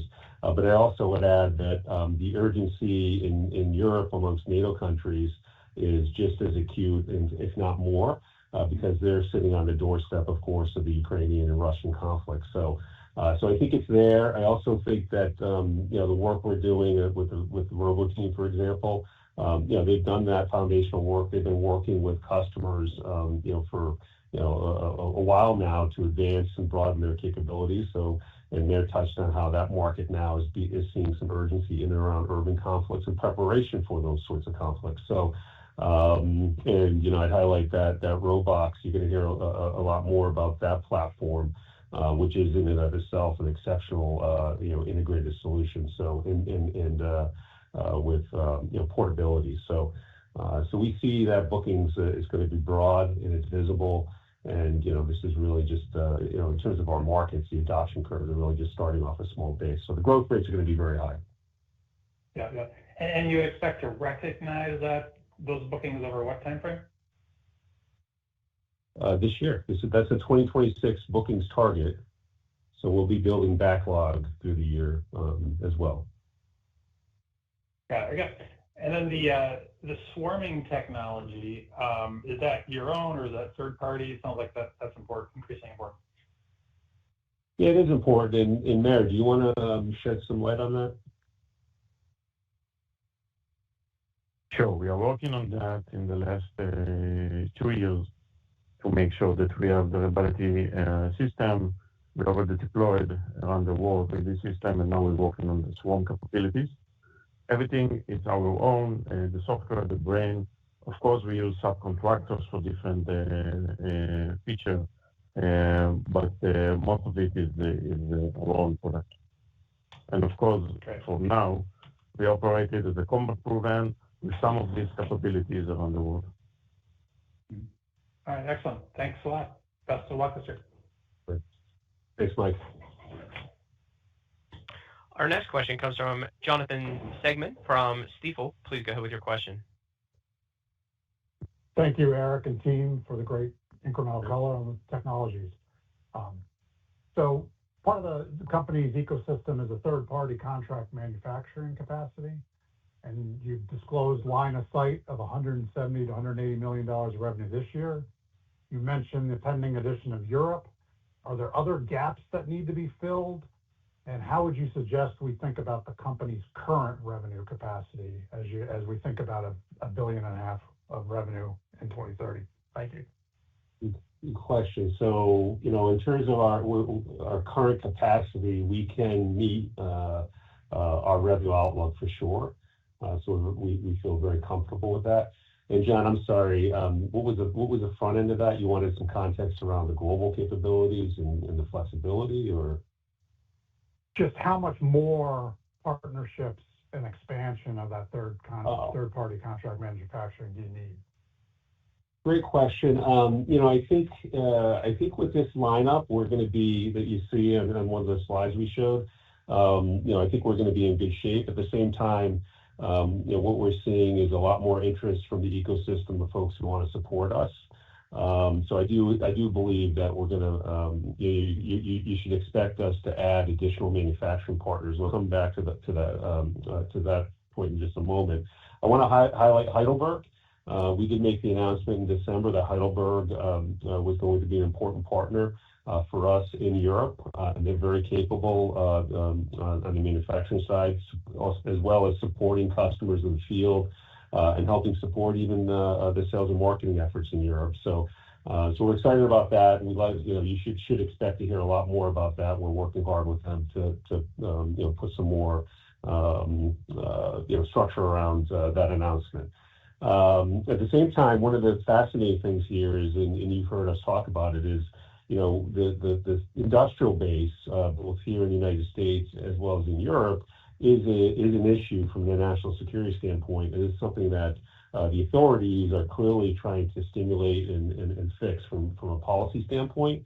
And we want to be part of that, of course. Now, folks are doing this all different ways, and all of them are valuable in their own right. You're seeing a bunch of folks go and build vertically integrated production capabilities, right? So they own factories and they're doing it themselves, and I think that's great. You're going to see us do that in certain places as well. At the same time, I think what's underappreciated because it does seem to be like just a daunting task. How do we rebuild this industrial base? And I think one of the unsung heroes here will be the contract manufacturing community, and because this is what they do.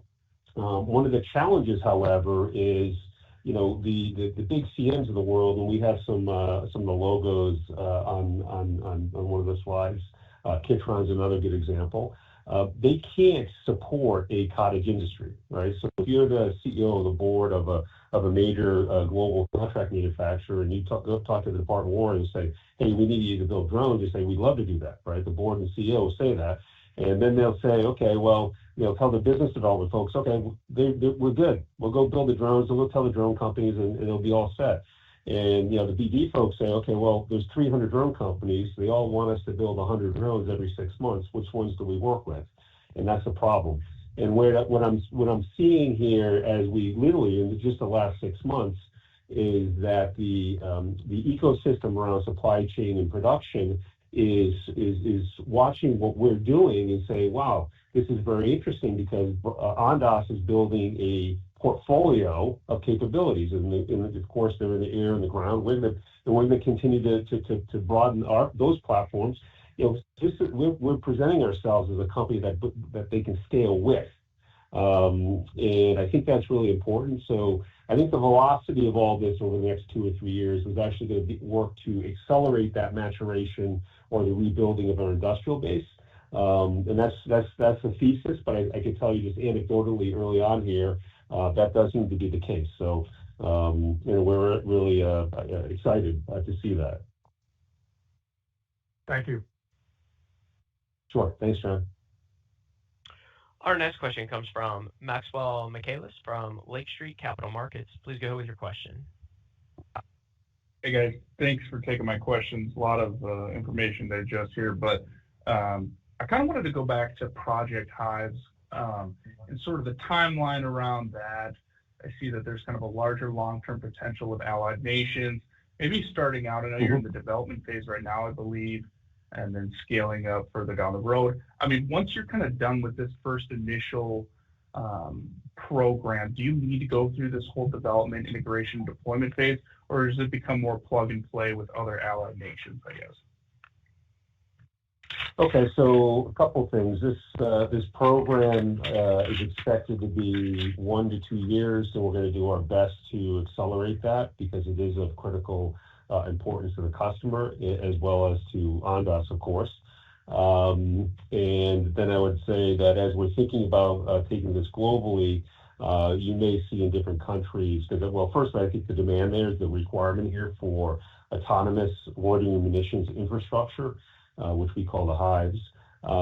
We do think it's a global requirement, so the market should be there.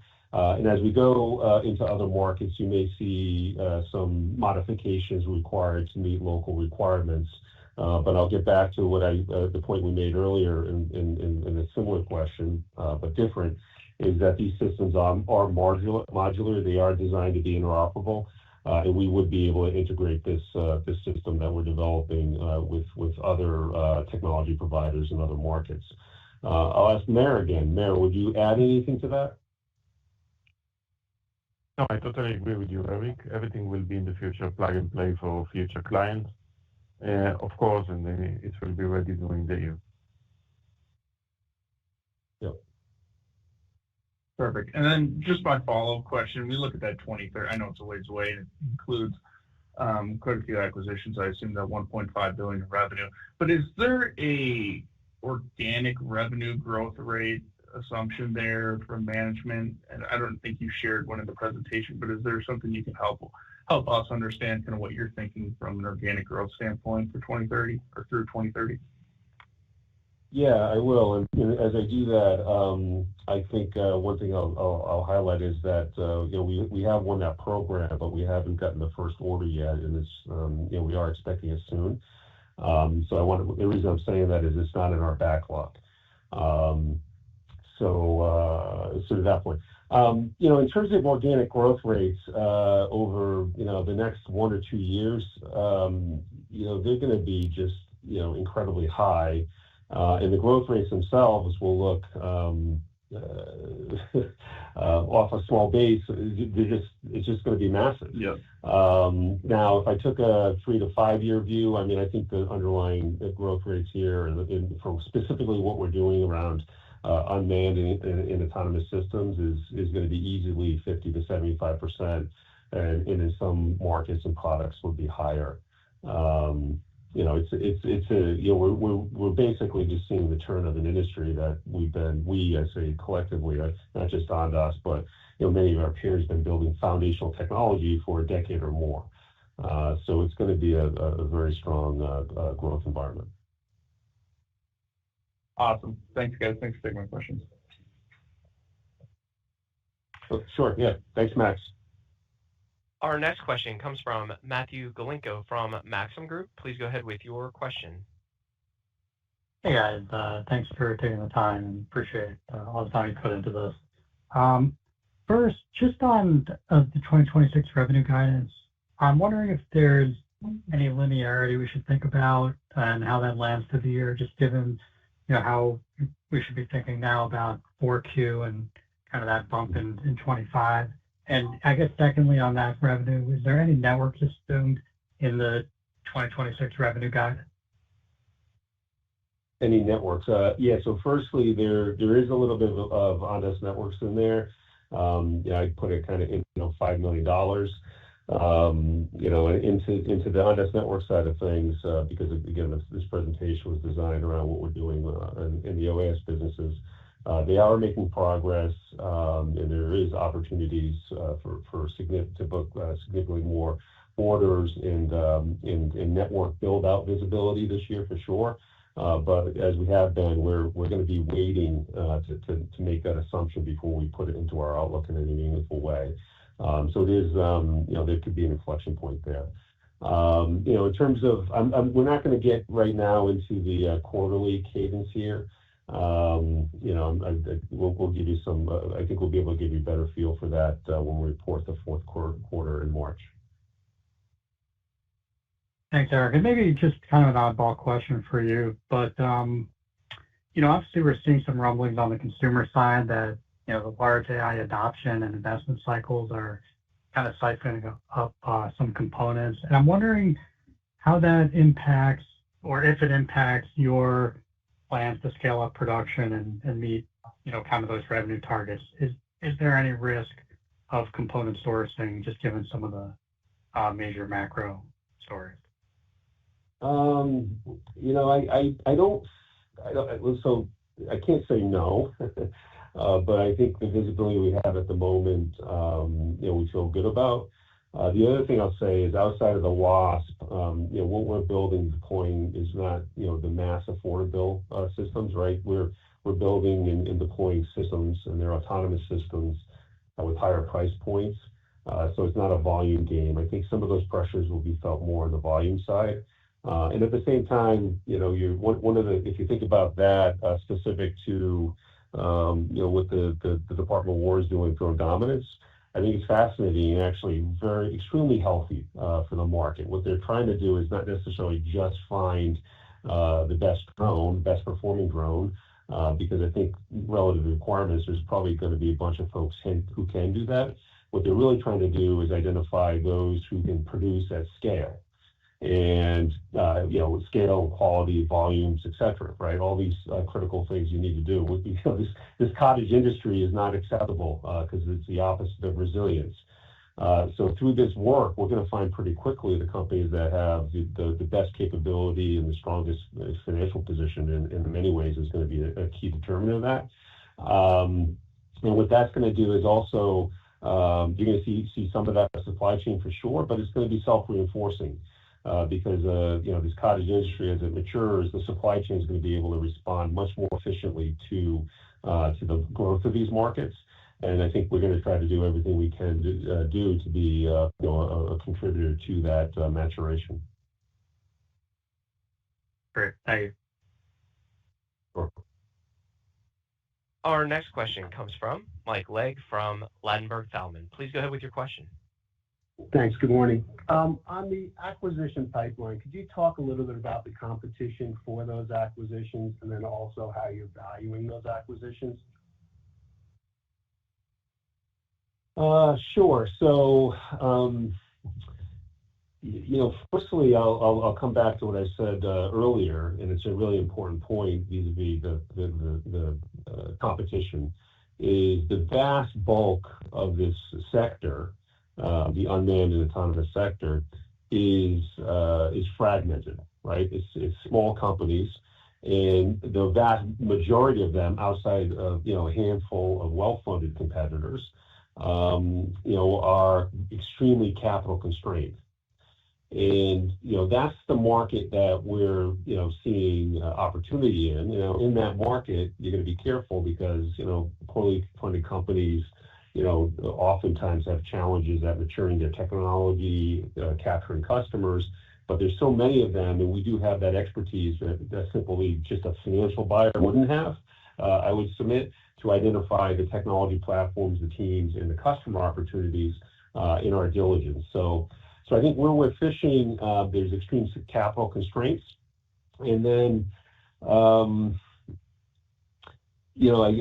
come back to that point about the financial players and the investors in those companies is, to do what we're doing, you have to make that investment that we've described in OAS. You have to have that relevance to the customers or the confidence of the customers that you can be, the scaled, mature provider of a platform that they're going to adopt for a decade or longer.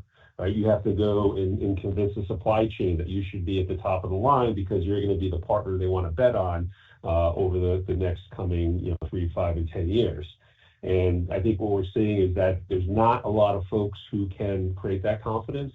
So there's not a lot. So in any event, I don't want to say there's no competition, but I think we are very well positioned here to execute this plan. And we'll see how that changes. But coming back to the question that Tim had, we do see there's a handful of folks who are beginning to get the scale, and I think we'll see them in the market. But there's my take is that there's so much to do here today that I think the market's going to be very rational, for the foreseeable future. Okay, and how do you value them? It's not science. We look at every company. We do extensive diligence, which includes financial diligence. We create financial models, and then we look at that and put a valuation on it and negotiate it. And I think I've been pleased with the way the team's been able to do that from the shareholder perspective of Ondas. But I guess, Mike, just to be frank, it's we're not this is a very traditional approach to making acquisitions. Okay, great. And then on the targets, are they interested in taking stock, and would you use equity, or is you obviously have a strong cash balance? Do you think these will all be cash purchases? For sure. I think we're likely, in most cases, to see a mixture. I think as long as our shares are at the proper level, we would prefer to use the cash for growth, so as growth capital to drive the business expansion. And we also see the benefit of using equity to align interests of the acquired companies, right? So, what we're asking is for the investors, but especially the management teams, to go on this journey with us to build a big company together. And I see a lot of receptivity amongst the folks we talk to, about these things. So that's some context. Every deal is different and unique. And, the mixture of stock versus cash obviously has, some relevance for, valuation structures, et cetera. So that's just a bit of context. Okay, great. And then just one last question. On the backlog, you gave us guidance for not backlog, on the building up the backlog of $300 million in 26. What's the time to bring that to revenue? The bookings, I'm sorry. All right, so that, I would say the bulk of those bookings would be, if they're not realized during this year, it would be next year, in 2027. So, right, I mean, when you book something, does it take 3 months for the revenue to come in? Is it a 12-month revenue timeline? It depends, and I don't want to get more specific than this, but we do have some higher velocity products that can be ordered and within a short period of time, certainly a quarter, can become revenue, and others are a longer duration. And some of that will be determined by the visibility we have and our ability to or choices we make in and around inventory, right? If we're highly confident, we may build in front of demand, and by the way, we're doing that.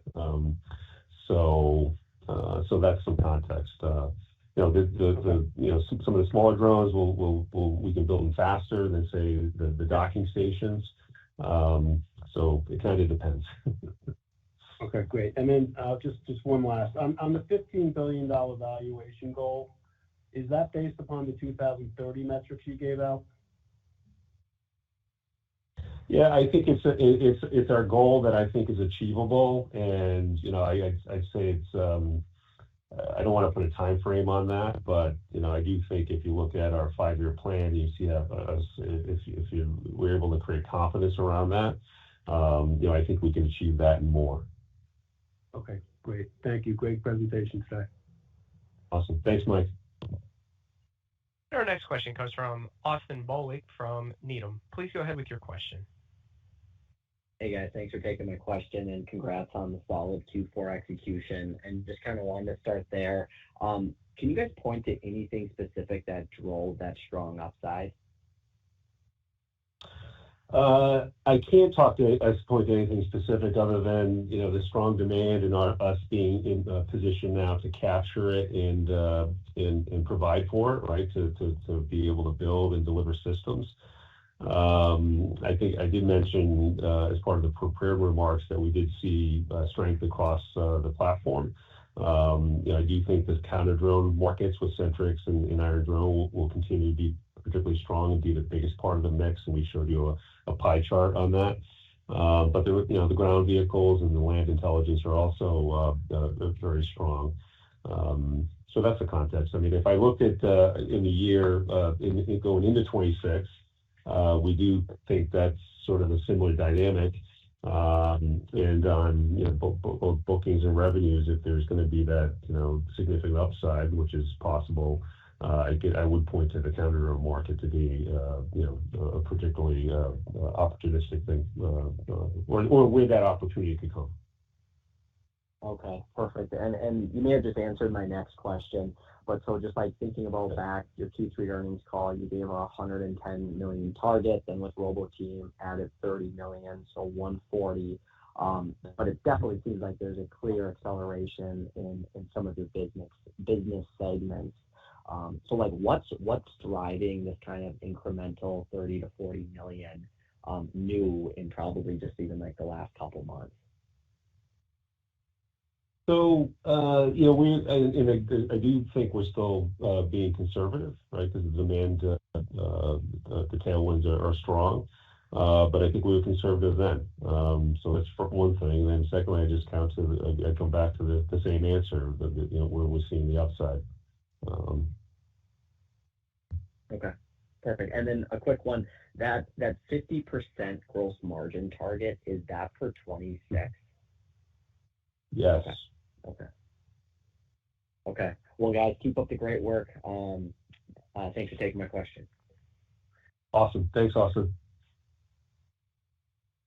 And with that, we'll be concluding today's question and answer session. I'd like to turn the floor back over to Eric for any closing remarks. Sure, and I'll be succinct. Firstly, thank you to the operator. As we wrap the call, I want to thank you again for spending the time with us today. As we outlined, we do expect a very strong year in 2026, and we're leveraging that strong finish we had to 2025. And we're going to be, as always, communicative, and we're going to give you more updates along the way as this year progresses. We hope you enjoy the rest of the day. We're going to get back to the important work of building the company. And again, thank you for attending. And ladies and gentlemen, with that, we'll be concluding today's conference call and presentation. We do thank you for joining. You may now disconnect your lines.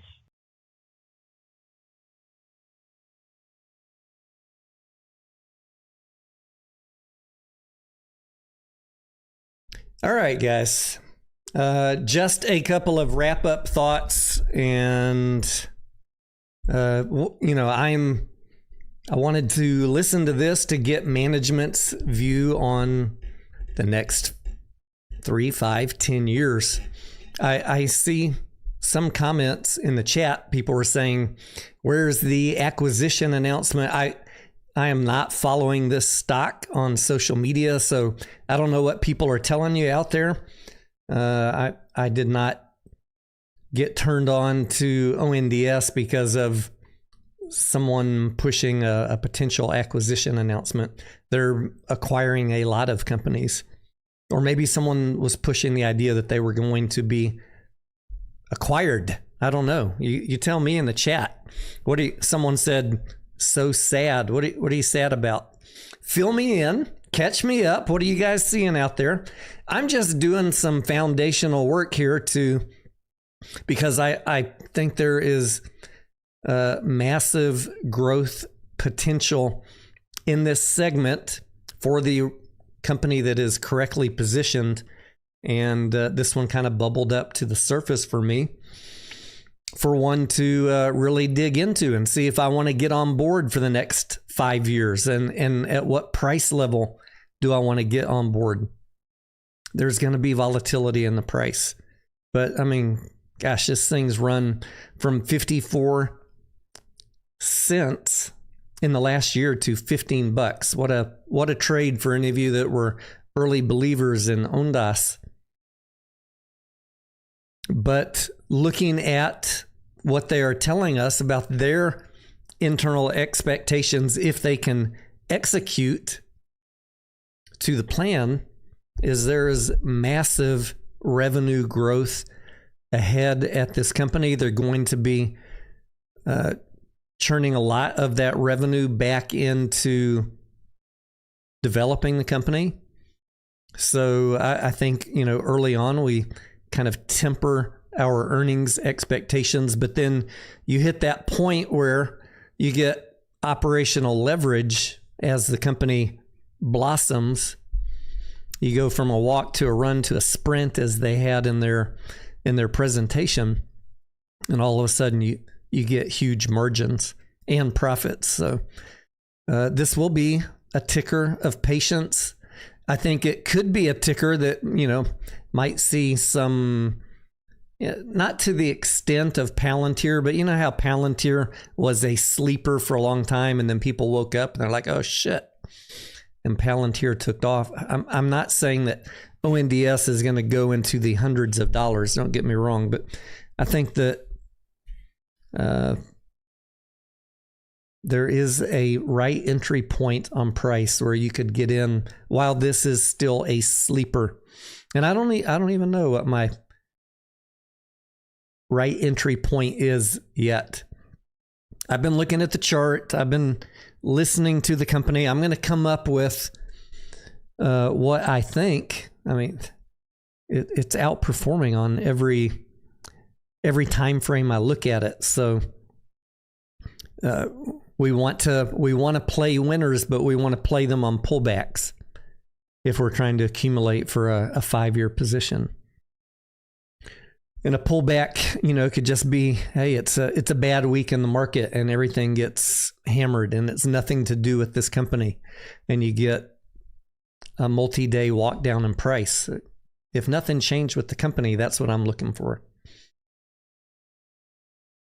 we'll do more analysis on this. I just wanted to get this live stream out. I'll put a video version of it because I think we missed a couple minutes in the beginning of this live stream. I was live on Streamlabs, but not on YouTube. So I'll go in and stitch the beginning few minutes in and put all this together in a video format, just as kind of our foundation of due diligence for ONDS. They said, West Toxic says, what's going on with the future of contracts in the immediate future? They in some of the slides today are anticipating massive revenue growth in 2026. And they said 20 acquisition targets that they're in early due diligence on, and 7 of those are in advanced stages. So they're looking at accretive acquisitions, a company that fits within the platform they're developing, maybe a company that adds to their capabilities, but not just these startup platforms, somebody who's already got customers and demonstrated products, so that you bring that additional revenue on board and grow them within the Ondas family. So there are many acquisitions being looked at. They said they're going to use a mixture of stock and cash to do acquisitions, so that's just something to be aware of.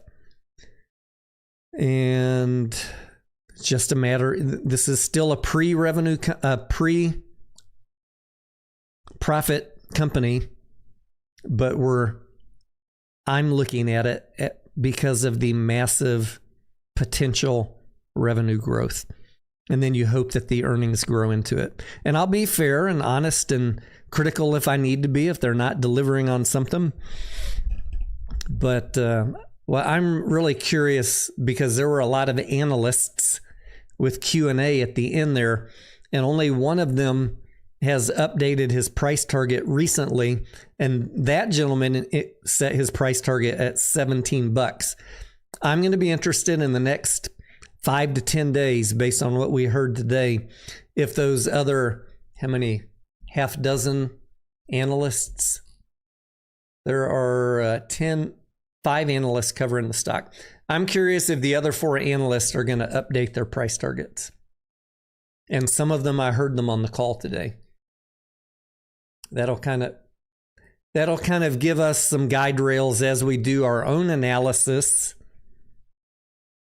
of revenue versus growth versus market wanting to get in early on that. It'll give us a professional analyst guide rail. And then, there'll be the social media guide rails too. They might be widely different.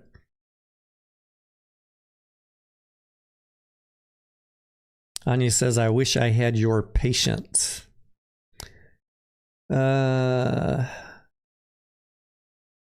Anya, we have plenty of tickers that we trade for the day, for the week, for the month, for a quarter. And then we have tickers that we're looking at holding for 3 to 5 years. And I might take an entry here. And then, but not go all in at $12.80, because I don't know, it might pull back to $8 or $9. Not 8, but the most recent really consolidation here was in this range between $7 and $10. And then we've had a few weeks of unmitigated run up, a little healthy pullback, a la what happened right here, back down to this 50 moving average. Wouldn't surprise me, but it also might not happen. It might just keep going up. If the analysts all come out with $17 to $20 price targets, you're not going to retest this moving average for a while. It's just going to keep going up. The moving average goes up with the stock price. So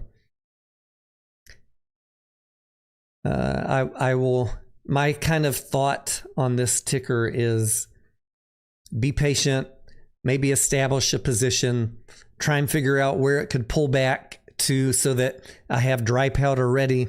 And if it is still moving and analysts are bullish, then continue to add into strength. That's okay.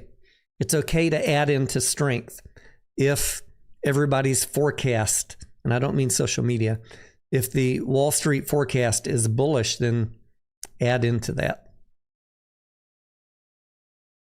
I will take a look at UMAC Anya. I'm not familiar with them, but that's maybe a good comparison competitor company to look at.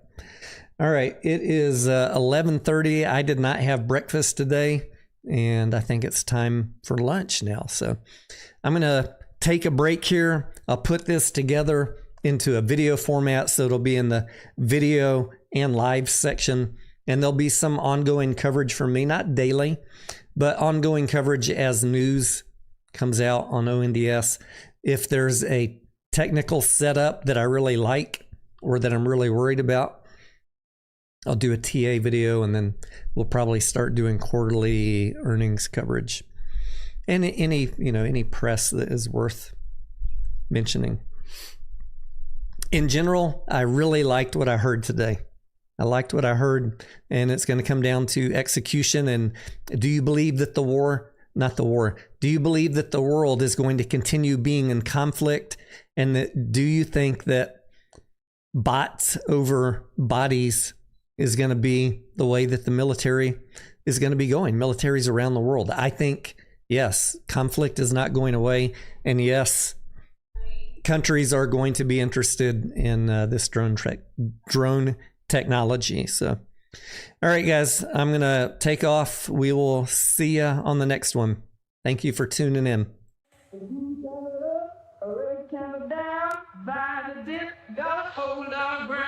We've been waiting for so long, Edgy's rain will soon be gone. A green candle up, a red candle down, by the dip, gotta hold our ground. Edgy's game